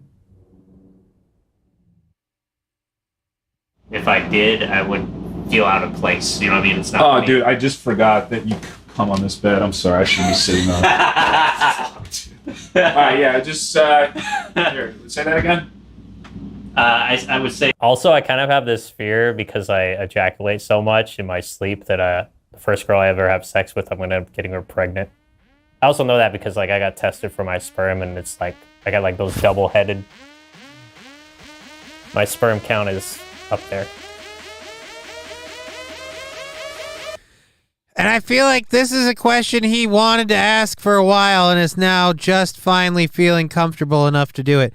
It's weird that I'm watching this interview and I'm just feeling worse and worse for the guy conducting it. How hard do you come? Like a fire hose.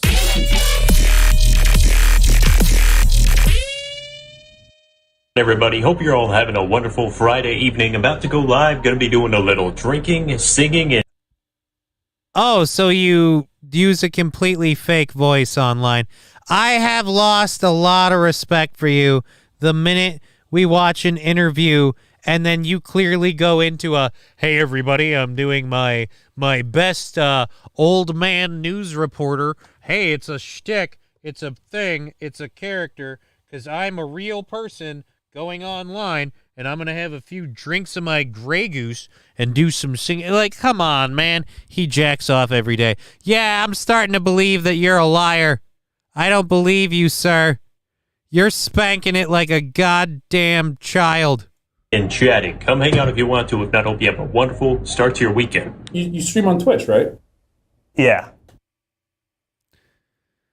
I've been swatted a few times before. Put your hands up! Put your hands up! Get on the ground! Get on the ground now!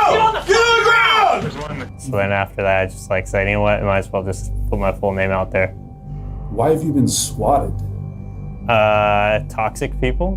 I'm a very positive person most of the time. And then like people kind of hate that. They want like something bad out of it. They want me to be like a bad person. So they try to like get me to like tear me down in any way possible. I had to move out because some guy kept sending my sister shit in the mail. Dildos? No. Is there any Twitch streamer that you would realistically want to go on a date with? Not really. Really? No. Who's Adriana Lee again? Adriana Lee? Yeah. Who's she to you? I don't know, somebody I actually met off of Twitch. Was it at the pool party? No. You never talked to her at that No. event? Did you meet her before or after that? I met her there, yeah. That was the first time I met her, but met her online, I should say. I admit that I have had like erotic dreams about certain people. There have been plenty. You're stalking her. Someone check his computer. I don't trust this dude. This dude seems super sus. Sandy Squatch saying, where is Deerfest? I don't know if I'm supposed to give out that information. I can't. I don't know that I can publicly share that information. Let's see if I can pull this up. This would whisper. Yeah, I don't know how to share that. I'm sorry. If someone knows where it's at, you know, like with 2 turntables and a microphone. Well, ask Dear Butch if you can tell me, because I don't know how to get a hold of him, and I know he doesn't have a problem with me. It's not even that. I just don't know how I can share it at the moment. I'll see what I can do in a minute. Here we go. Let's get back to this. The most recent person was Age Brown Ali. Another one was Celestia Vega. Another streamer called Halesby. Amaranth at one time. Novaru. Emily CC. K Bubbles. There were quite a few. I couldn't really name them all. I think it was... Where's the part where we get to the strip club? We have been at this. We're almost halfway through it. We haven't gotten to the strip club interaction. Considering how easily you nut, I would expect at least one of those ladies to make you need to do a wardrobe change, sir. The third TwitchCon, I ended up getting drunk, and some girl tried to bring me back to her hotel room. She got butt naked in front of me. I thought we were just going to go up to her hotel room and have a drink. She went in the bathroom, came out, and then I'm like, nope.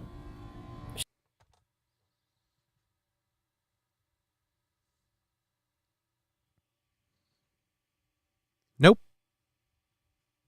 You're gay. You've been on an 11-year dry spell. You haven't been jerking it. You literally have a lady come out butt naked, and nope, you're gay, sir. You are a homosexual. Wilmer, thank you for the 20 bits. Luke Duke saying you guys have fun at Deer Butch. About an hour away from SH Sandy and 94 westbound. It's all jammed up near St. Joe. Please don't give out Deer Butch's personal information publicly on a chat, on a channel. Just, that's all I'm saying. I'll try and whisper Sandy the address information after we get done doing the stuff on the screen here. But, yeah, don't do that. She slapped me in the face, told me to get out. Like, I feel like I'd be more comfortable if I actually experienced anything in that matter. We need to get you some experiences, man. That's true.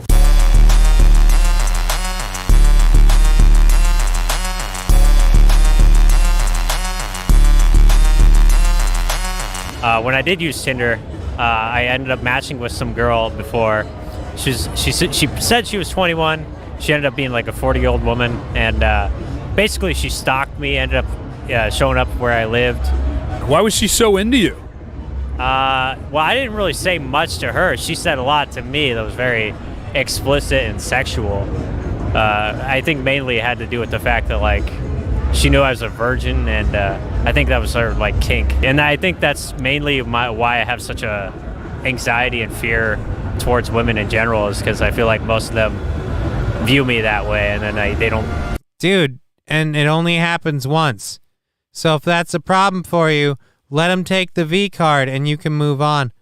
Like, I would never tell anybody that Johnny's penis is 25 inches. Oh, Luke Duke. View me any other way. Do you want to go to a strip club? Sure, why not? Booty everywhere, so like booty in the air, booty in the ass. You got booty coochie hair, booty coochie hair. I don't bring the cats, I got booty. So we got a booth at the strip club. Oh, yeah? Well. That's all you have is 100? You know what I mean? You're going to have to pay for this. He's going to make you pay for it. Beautiful. I'm loving this guy again. You're going to have to pay for it. How much is this show's interview worth to you, buddy? You've got to pay for his eventual ejaculation. You owe me ones, bro? No. All right, well, we got a high roller over here. How you feeling? Good. You nervous? A little bit. It's gonna be good. You know, exposure therapy.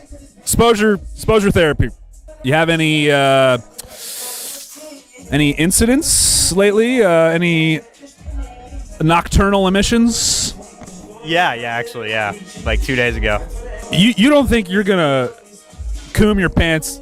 I hope not. I have faith in you, dude. I have faith. I don't. I think he is. And it's weird that we're hanging out. Can we get to the part where the stripper lady shows up?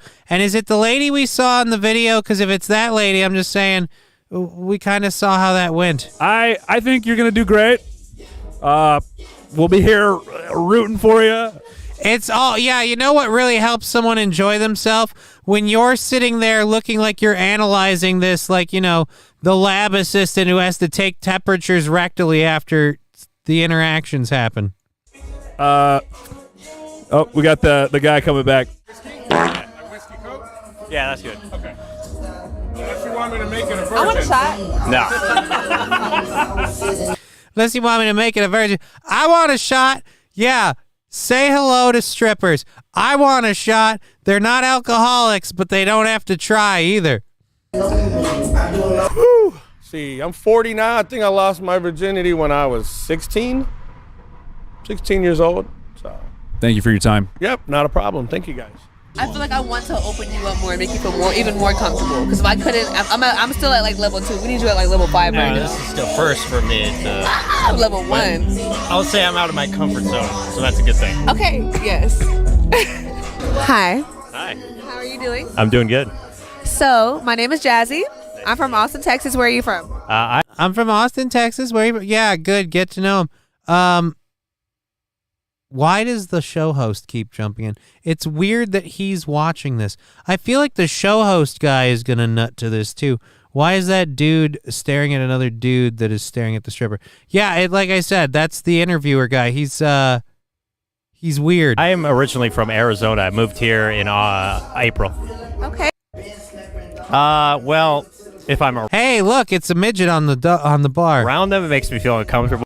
If it's the right person, Right person or do you? me, so What's your zodiac sign?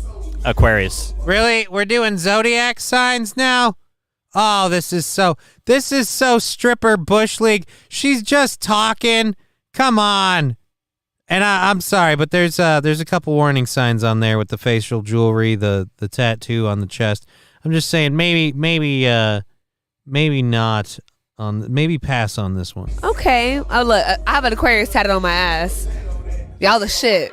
You don't even know yet, but you're the shit. Y'all want to see it? May I? Okay. So if say you met a girl right now, here in this environment, would you be willing to lose your virginity? If it's the right person, yeah. It's the right person for me. She's gonna take the V card? Oh, dude, you can't go into a strip club with a V card saying only if it's the right person. This dude's got a brilliant game. I mean, and he could pass this lie off again and again. Maybe not after having done it publicly on the internet. But I'm married to a midget. I've got to send you a picture one of these days. Luke Duke, that sounds very dangerous. It sounds very, very dangerous. ¿Quieres baile?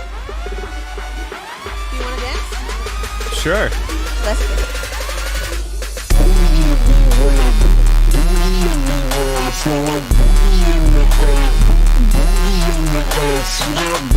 Again, the fact that all of this is happening with a camera. She's fine with the camera in her face. He's fine with the camera part. This is weirding me out. I would not be able to be like, yeah, I want to get freaky while you film it.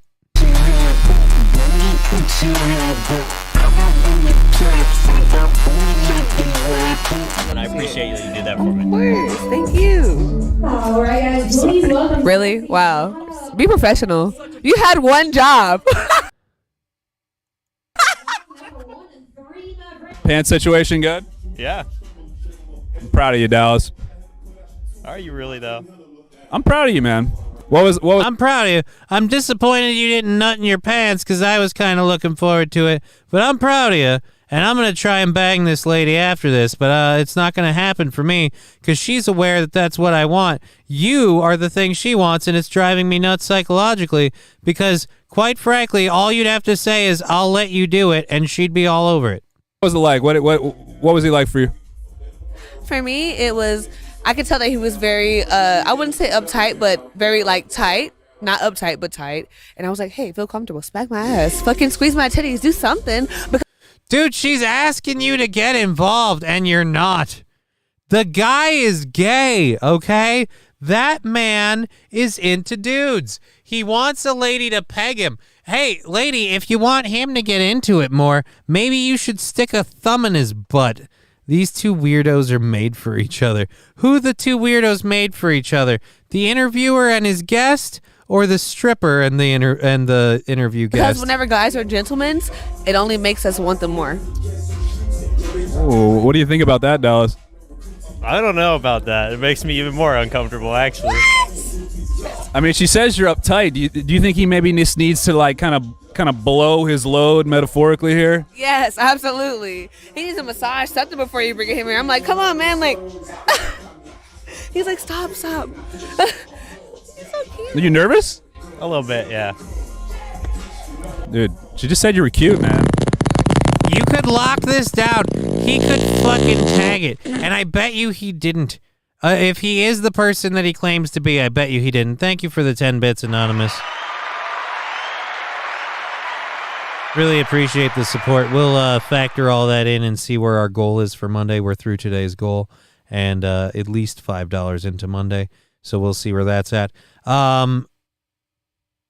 Again, holy fucking shit, dick. Dude, you could take this chick home, man. You've got it in the bag, and you're going to blow it again. This is an awesome and sweet event. This is awesome and sweet, even cute first date for these two guys. For the two dudes, yeah, man. This is love in the making. Thank you. I love it. I get first timers all the time, and I get young people. I always do my best to try to make them feel comfortable. You know what I'm saying? Because usually they're like with their hands down, strapped to. I'm like, hey, loosen up, like grab me a little bit, squeeze me. You don't got to go crazy now, but you know, just I do whatever I can to make them feel comfortable. I do get that a lot, and I ain't gonna lie, it's my favorite ones. They're so cute. Do you have any advice to someone like that since you've met a couple yourself? I would say just go with the flow. You know, like just be yourself, like how you are. But also, if somebody allows you the chance to loosen up, just loosen up. Like just try your best to like loosen your shoulders, like lean back a little bit, like spread your legs, just relax. You know, because that's when you're gonna have the best experience, when you're the most comfortable. Yeah. Relationship-wise, I mean, if you're at this age and success in life where you think it's time for you to maybe find a wife, or maybe just that first girl that you're gonna have, kind of sexual, relationship with, I mean, if you waited this long, why not be a little picky, right? I would definitely say find a good girl, especially at 30. None of the ladies I got around here, because they trifling hoes. They a bunch of, I don't mean to brag, but strip clubs employ a bunch of damn dirty bitches. Bunch of damn dirty bitches. And, it's a time that we usually start looking into settling down, having families, and so on and so forth. So, but that way when you go outside of these doors, you go somewhere else, whether it's a pool hall or a bar that just serves drinks, and you're a little bit more comfortable, and you build some confidence, and have fun with it. Maybe just start with jerking off, if we could. I do kind of feel like it's more so like a badge of honor, and I do feel like once I do lose my virginity, it's like, what do I got to show anymore? That's how I kind of feel. It's like, I guess you could say I feel like that's all I got. You know what I mean? Like a fire hose.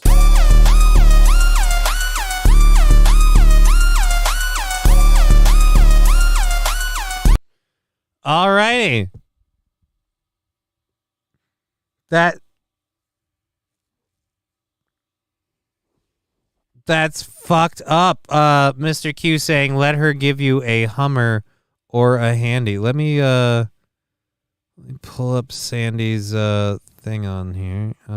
Actually, we'll go through this. Stream manager, load the chat. Let's go up to Sandy Squatch. Let's do Whisper. All right, Sandy, I am literally taking the end of my show here to send you the Dear Butch information. Copy text. And Control V. Boom. There's the link that they sent me. That's the best I can do. I whispered you, so it's sent to you through a whisper. So there you go. I hope that helps. I hope that works for you. I'm going to wrap this up. We've been Johnny. You've been an audience. I need to clean myself up, and put on some shoes and shit. And I'm going to head out there, so I'll be at the Dear Butch thing for a little while. Hope to see you guys out there. Otherwise, the anniversary show tomorrow. Think we're doing a show Sunday. I have no idea, though, because I am really feeling wrung out. But we'll see what happens. It's been a great time. Thank you for helping hit the goal. I really appreciate that. Keeping this little thing afloat in these dire times means a lot to me, so thank you. And I hope to see you this weekend. If you see me this weekend, be sure to say hello. And we've been Johnny, you've been an audience. We did a whole thing. I got to get ready to go to Dear Butch's stuff. We'll catch you later. You're a dick. You're a dick, okay? I hit the wrong button because of that jump scare. Asshole. Asshole. Tier 100 hug the cripple.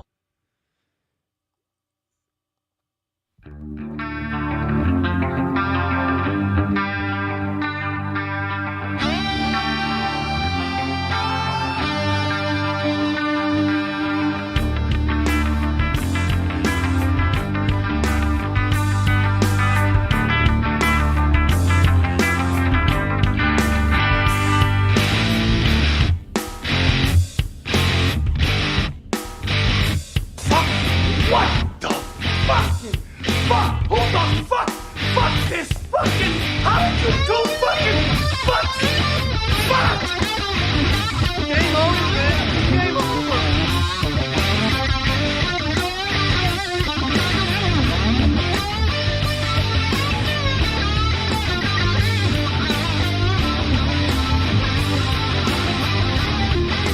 Well, Sparkle Farts, all things being equal, you are technically correct.